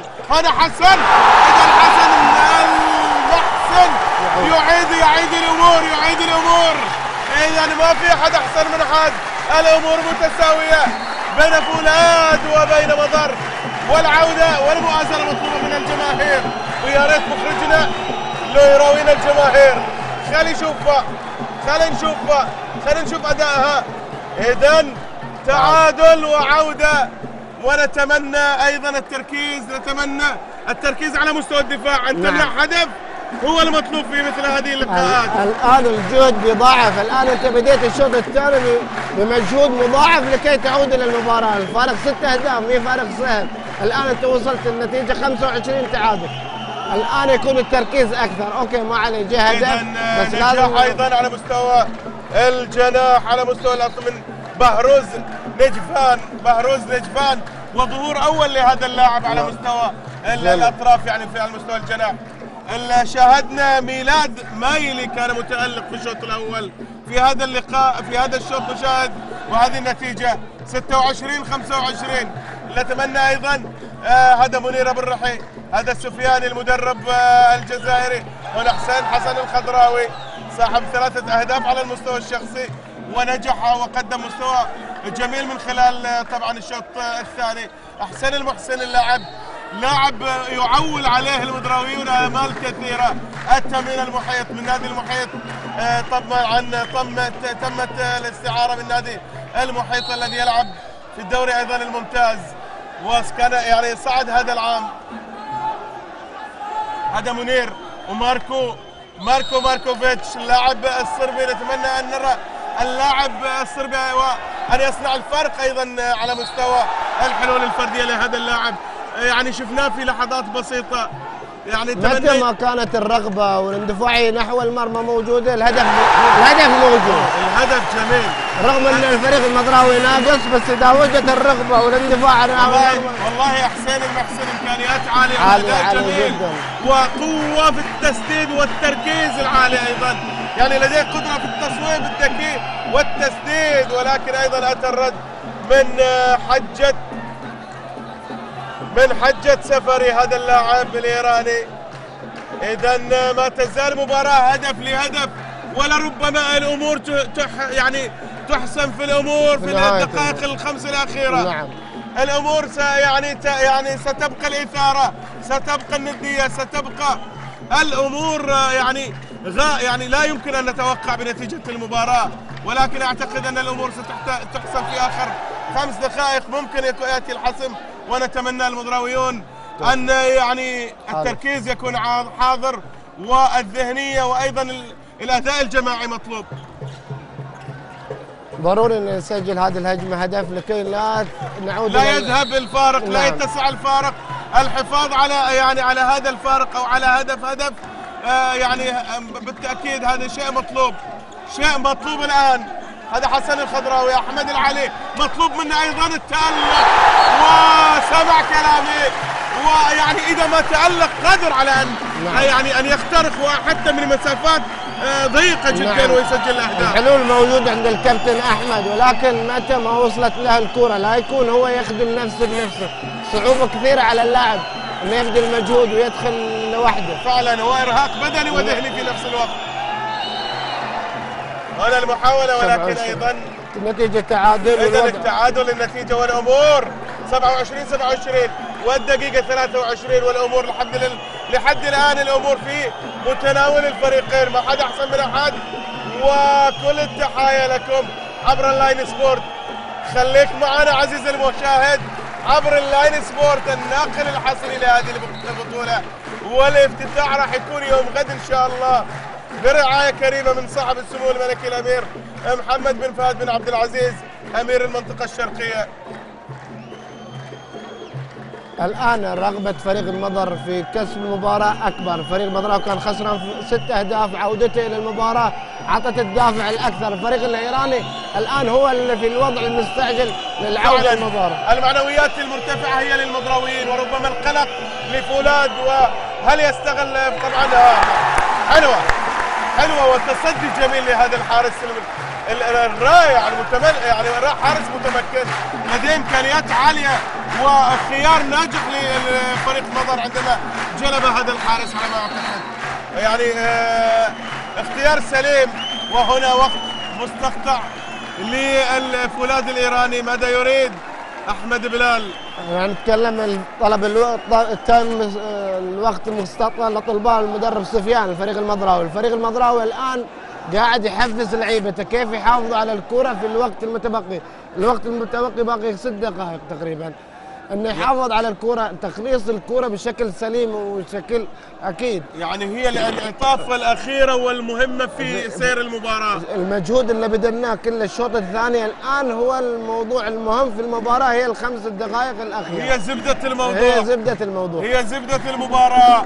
5 دقائق ربما تحسم الامور، ولكن لمن ما تزال يعني القراءة غير واضحة. نتمنى لها مضراوية اكيد، ان شاء الله نتمنى مضراوية، ونتمنى ايضا في اللقاء القادم راح يلتقي الخليج مع النفط العراق. والتعليق بصوت الزميل منصور دبيس طبعا. اذا نتمنى كل التوفيق لممثلي كرة اليد السعودية مضر والخليج، وان يعودوا بالذاكرة ل 2008 عندما التقى ايضا ضمن هذه البطولة في اسيا في 2008 الاهلي والنور في نهائي اسيوي، ولكن بطعم سعودي خالص.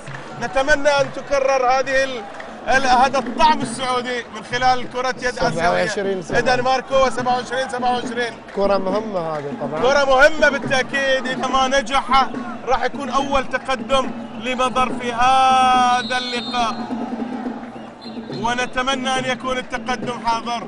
وهنا يعني أيضا حديث باسم بين الجنبي حسن عمدة الفريق، وهذا سعادتي سيد مصطفى، وهذا سفياني المدرب الجزائري ماركوفيتش. ماجد ابو الرحي، ماجد ايضا هو الاخر غاب تماما عن هذا الشوط. كرة راحت والايرانيين يلعبون بهدوء، يعني قادرين ان يلعبوا بالرتم، يعني الرتم المطلوب، يلعبوا كما يريدون هم لا كما يريد مضر. الفريق الإيراني متعود على هذه الأجواء في هذه البطولات. الفريق المضراوي المشاركة الثانية له آسيويا، فبعكس الفريق الإيراني.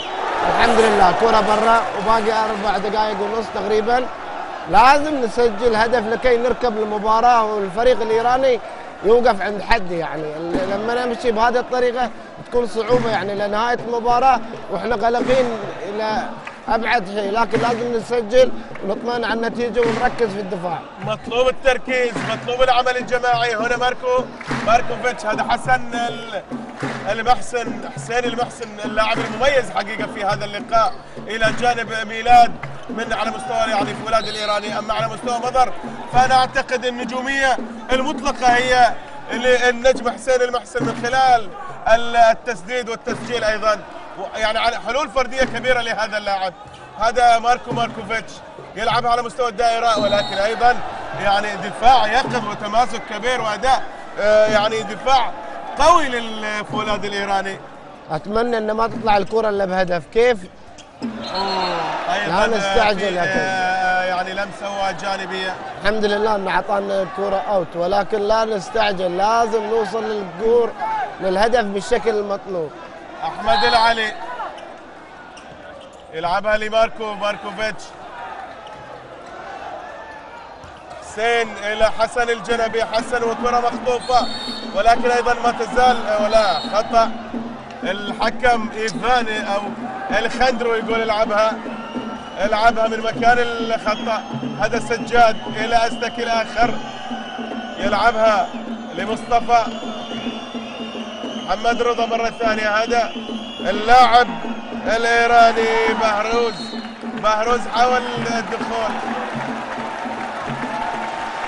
هذه كرة المباراة إن شاء الله. كرة المباراة لربما يعني دقيقة 27 و27 والأمور في يعني اللحظات الأخيرة، الوقت الأخير، وقت الحسم الآن، ويعني دقائق تحتاج إلى تركيز عالي وإلى شجاعة كبيرة، ولكن حاول فيها حسين المحسن. الكرة خارج الملعب. مصطفى سعادتي إلى كرم أستكي، إلى محمد رضا.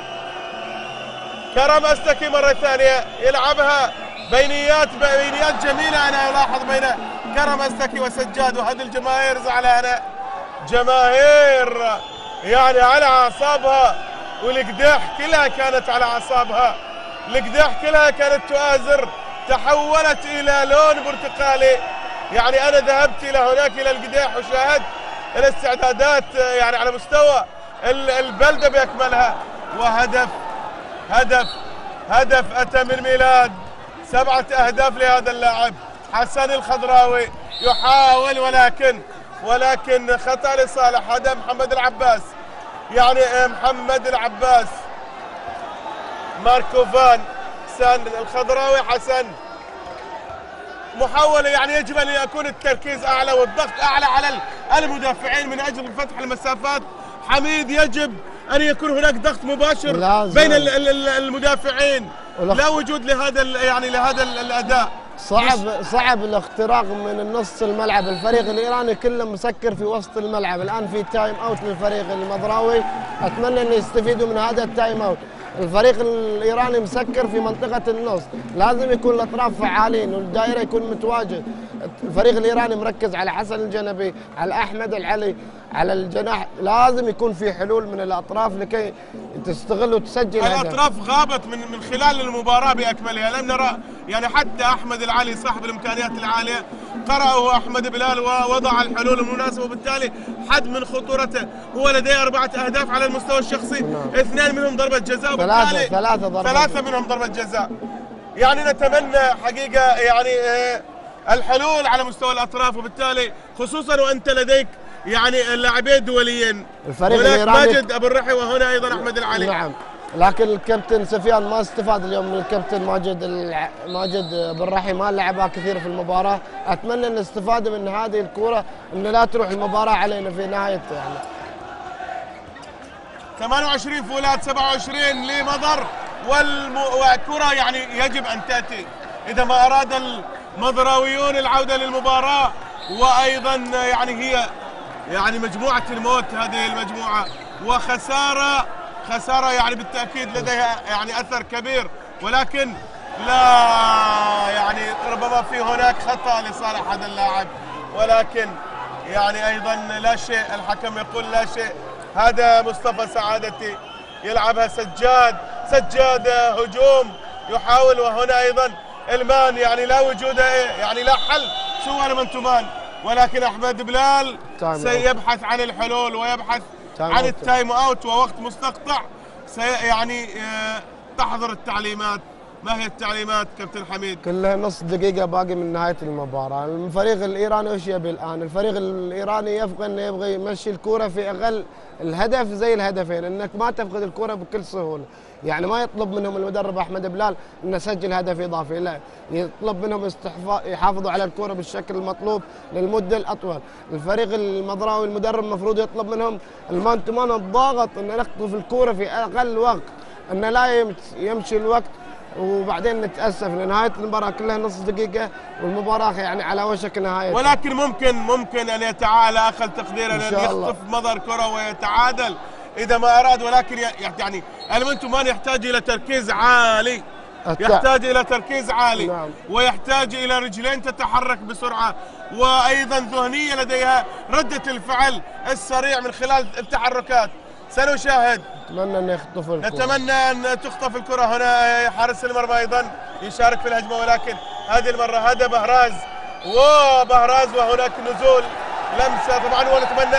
ونتمنى شوف ذكاء للاعب تاخير بهروز، يعني نجفال يستخدم ذكاء. شاهد هذا بهروز، شوف بيروح الحارس ياخذ الكره، هو يعطل الكره، يعني وقف حائل بينه وبين بين الحارس والكره.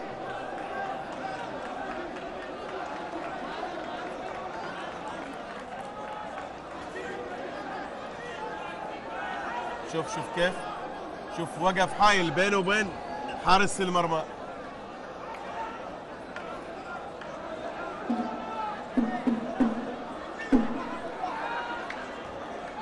عشرين ثانية موجود، وعطى اللاعبين طبعا اللي تدخل من الخارجي يحتاج على الحارس، وعطى الحارس الفريق المضراوي دقيقتين، يعني الفريقين اعطاه دقيقة استبعاد لمدة دقيقتين لمحمد عبد الرب الحسين. طبعا كان في هناك طبعا بس ذكاء من اللاعب بهروس، واعترض وخلى يستفز حارس المرمى. نعم. يعني هنا محتاج اصلا، يعني محمد عبد الرب الحسين لاعب دولي، لاعب يعني يفترض ان تكون فيه هذه الخبرة في مثل هذه اللقاءات، وبالتالي انا اعتقد ان يعني خطأ غير مبرر لمحمد عبد الرب الحسين. هذا الواضح امامنا عبد الرب الحسين اللاعب حارس البحريني، الحارس الدولي، لديه امكانيات عاليه ولديه مشاركات كثيره وعديده. كان يفترض ان هو من يكسب يعني الطرد، هو من يوظف هذا الموقف لصالحه. ان شاء الله نتمنى خلال 20 دقيقه نسجل على الاقل تقدير تاع 20 ثانيه يا 20 حبيبي. ثانيه على الاقل تقدير. اخر الثواني، التعادل، اخر الامال هذه الهجمه. اذا ما اراد مضر ان يعود للبطوله طبعا، ولكن البطوله لسه بدري، ولكن هي لقاء، هي مجموعه الموت، هي مجموعه يعني مجموعه الحديديه يعبر عنها فيها. حسن الخضراوي، ما في حارس. حسن الخضراوي، حسن الخضراوي يتألق، والبطاقة الحمراء تظهر. هو مفاجأة الشوط حسين عبد رب النبي الحارس البديل. والأمور كم يبقى من الثواني؟ ثانيتين، لم يبقى سوى ثانيتين وحارس مبعد والآخر مطرود. هذا حسين عبد رب النبي الحارس البديل طرد في اللحظات الأخيرة. ثانيتين هل ممكن؟ لا. ممكن ولا مو ممكن؟ ممكن، صعب جدا، ولكن مو مستحيل، غير مستحيل، صعب جدا. يعني يفترض الآن تسديد. ماذا يفترض على اللاعبين حميد؟ ماذا مطلوب من اللاعبين مضر؟ انه يكون ما يكون في تسديد نحو المرمى. الان اللي بيكون في الشبك ثانيتين وما بيكون موجود حارس، لا احد يشوت. 28 طبعا، ثانيتين تفصلنا عن اللقاء. طبعا في تسديده، طبعا ما في خيار غير هذا. لاعب يبدل، اللاعب هو لاعب ماجد ابو الرحيل. ماجد اتمنى ان يقود المرمى.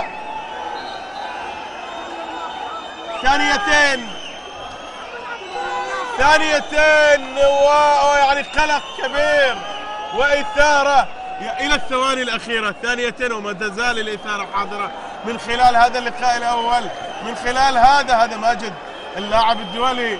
يلا الآن يعني يتقمص دور حارس المرمى في هذا اللقاء. تصدى ماجد أبو الرحى. إذن تعادل بطعم الفوز. نعم، تعادل بطعم الفوز. وتحية للجماهير، حقيقة تحية لجمهور مضر الحاضر بقوة. لقاء آخر راح يجمع نفط العراق مع الخليج. كل الأمنيات، كل الدعوات للخليج السعودي. مبروك لمضر، ظهور أول وتعادل بطعم الفوز فعلا. إذن المايك والصورة والصوت هي للزميل المتألق محمد الشيخ وضيوفه والكابتن علي العليوات وهاني هلال. نواصل.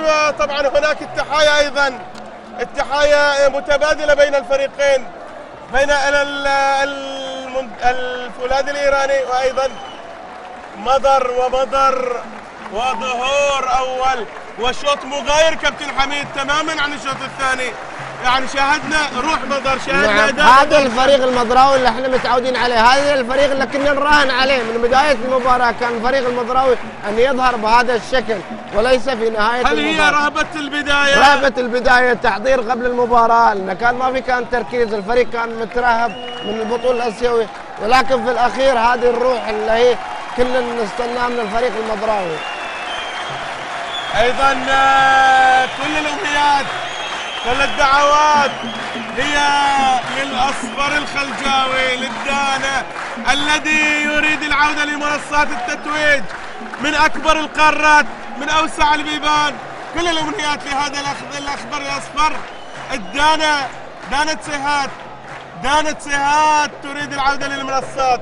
في لقاء بصوت الزميل العزيز منصور دبيس سيكون معكم، وإلى أن يحين موعد اللقاء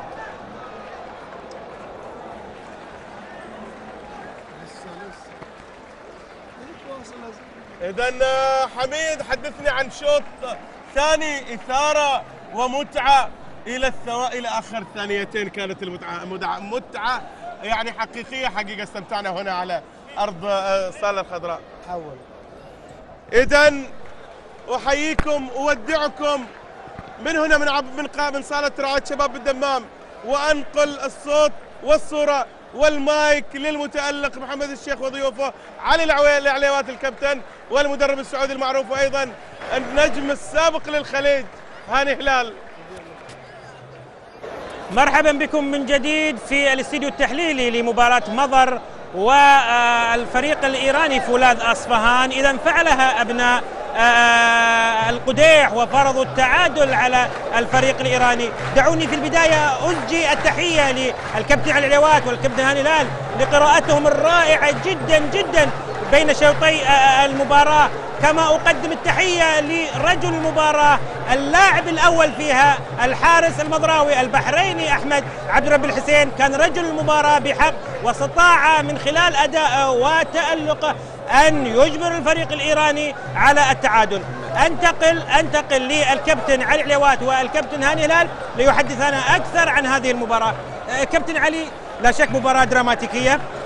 ما قلته في بين شوط المباراة بين الفريق الإيراني يلعب شوط واحد سواء على مستوى منتخبات الأندية حدث. ما الذي رأيته في الشوط الثاني؟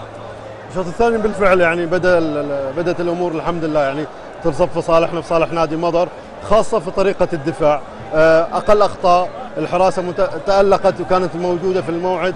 نزول كم لاعب من اللاعيبة اللي دخلوا في الشوط الخضراوي حسن، وأداء الرائع اللي كان موجود. إذن التناسق كان موجود، الانسجام كان موجود أفضل وأكثر. نعم، أسمع أكثر أيضا من هاني هلال، ولكن بعد أن أنتقل لزميلي عبد العزيز البطاح ومعه ضيف. تفضل عبد العزيز. شكرا لك زميلي محمد شيخ في الاستوديو التحليلي. يقف بجانبي الآن مدرب نادي سبهان الإيراني كابتن أحمد بلال. كيف شفت مباراتكم اليوم أمام فريق مضر؟ فريق مضر طبعا فريق قوي وبطل الدوري السعودي لسنتين، واحنا عارفين الكلام دوت. وانا مش هقدر اقول ان انا قلت الكلام دوت لانك انت كنتش معايا. انا قلت الكلام ده يا جماعه، الشوط الثاني هيبقى صعب عليكم.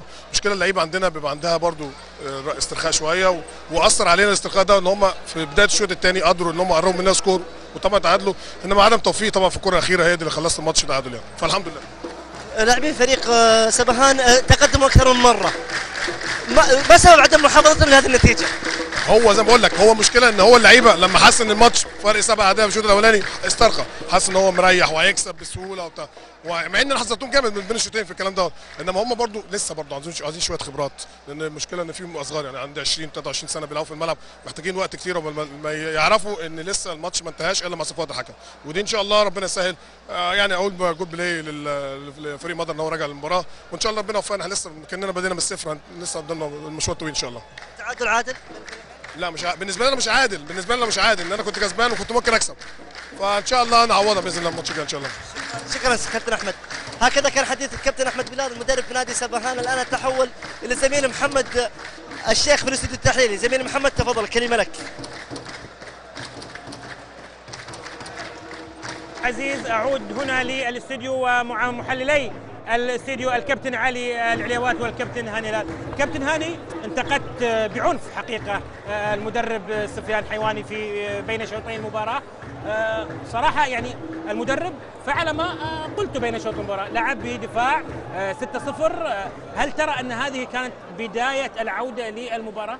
اعتقد في نقطة مهمة جدا، المشكلة في النادي مضر وهي المساعد مدرب، لا يوجد مساعد مدرب للكابتن السفياني، وهذه بطبيعة الحال مشكلة كبيرة. متى ما أضاع المدرب أو فقد وزنيته مثل ما يقول في المباراة، يجب أن يكون مساعد مدرب هو من يتعامل معه حاضر الذهن. نعم. ولكن المشكلة انحلت في بين الشوطين. بكل تأكيد أن في أحد من الأشخاص تكلم معه وانتقده في الطريقة، وتعامل الشوط الثاني بكل جرأة وبكل بسالة، فعل ما كنا نتمناه. لعب ب5-1، لعب بطريقة المان تو مان متى ما كان فريق فولاذ ناقص لاعب، وطلعت النتيجة الحمد لله بالتعادل، وأكيد أن النتيجة هذه كانت مرضية. كابتن علي، هل تجلي مضر في الشوط الثاني يرجع لأنه المدرب صحح الأخطاء، أو لا أحمد بلال مدرب فولاذ وقع في أخطاء أعطت الفرصة لفريق مضر أن يعود للمباراة؟ لا، اكثر من حاجه. يعني الفريق مضر دخل الشوط الثاني عازم انه يدخل بنفسيه افضل، مش مثل ما بدأوا المباراه. لا، الشوط الثاني كانت بدايتهم تختلف، كان حماس موجود. التوفيق كان محالف معظم اللعيبه، يعني معظم اللعيبه سجلوا. لو ننظر يعني صراحه حسين مسجل جولين، جنبي مسجل هدفين، احمد مسجل اكثر من هدف، خضراوي اللي نزل في الشوط واحد بس مسجل 4 أهداف، واغلى هدف هو اللي سجله الخضراوي في اخر. تقصد حسن خضراوي؟ نعم، حسن خضراوي اقصد. اذا ماركو كان موجود سجل له جولين تقريبا. اذا الفريق الفولاذ كرم استكي لاعب له حاله بس هو اللي سجل 6 أهداف، بينما الشوط الاول او الجيم الاول كان معظم اللعيبه مسجلين.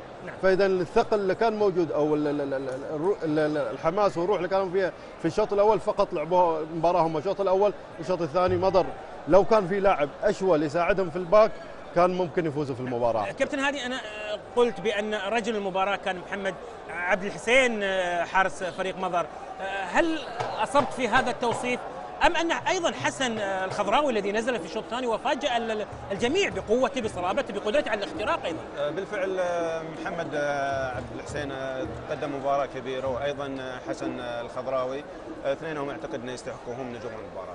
اسمح لي انا اقاطعك، لانه ايضا مراسلنا عبد العزيز الطاح معه زميلك وصديقك الكابتن سفيان حيواني، ماذا لعله يقول؟ اليك عبد العزيز. شكرا زميلي محمد. مستمرين اعزائي المشاهدين في تغطية الميدانيه. يقف بجانبي الان مدرب نادي مضر سفيان حيواني، نرحب فيك عبر لاين سبورت. اختلف نادي مضر، لاعبين من نادي مضر من الشوط الاول للشوط الثاني، ما الاسباب؟ صحيح، اولا نهني فريقنا يعني لانه اليوم صحيح تعادلنا لكن بطعم الفوز. والله السبب واحد، انه كان في ارتباك قبل المباراه بحكم قلة اللاعبين، وكنا حتى نظن المباراة التحضيرية اللي المفروض كنا نسوي مباراة، هذا هو الفريق اللي يدخل بدون أي مباراة تحضيرية البطولة مثل هذه. فكنت نتوقع 10 أو ربع ساعة وحتى يعني 30 دقيقة يعني نجوزوها يعني في ظروف صعبة جدا. والشيء اللي وقع يعني تسجل علينا تقريبا 19 هدف في شوط واحد، كثير جدا يعني. بعدين اللاعبين في الشوط الاول كانوا يشعروا يعني بضغط الجمهور بحكم يلعبوا هنا في جمهورهم بطوله غير دوري يعني اسيويه، وطالبين يعني يمثلوا المملكه يعني ككل. فنظن في بدايه الامر كان الارتباك بحكم يعني نقص المباريات الوديه، يعني في دخلنا تقريبا 0 مباراه يعني الاسيويه هذه. لكن يعني بعد مرور الشوط الاول تكلمنا معهم والمياه يعني رجعت الى مجاريها، تسجل علينا تقريبا 9 أهداف يعني في الشوط الثاني، معقول جدا يعني متوسط دفاعنا هذا هو. المهم يعني باقيين في المنافسه، تعادل يعني كما قلت بطعم الانتصار. لاعبين خذوا الثقه وخدينا نقطه كذلك، يعني ماناش خارجين من البطوله. عيب على لاعبين نادي مضر كابتن سفيان عدم انهاء الهجمه او اضاعه الفرص السهله. والله صحيح، يعني فيه بعض اللاعبين رغم انهم يعني لاعبين منتخب يعني اضطريت يعني في بعض المراحل من الوقت نستخلفهم بلاعبين متكونين في النادي وما عندهمش يعني ما همش من لاعبين منتخب، وهم اللي عندهم ربما كانت عندهم إرادة أكبر، ربما زايد في الثقة في النفس هي اللي خلاتهم يعني يحصلونا في بعض مواقيت من المباراة. كنا نخرج سالمين ربما في الدقيقة 17 18 من الشوط الثاني ونفتك يعني من الضغط هذا، إلا أنه بعض الغلطات يعني في إنهاء يعني خاصة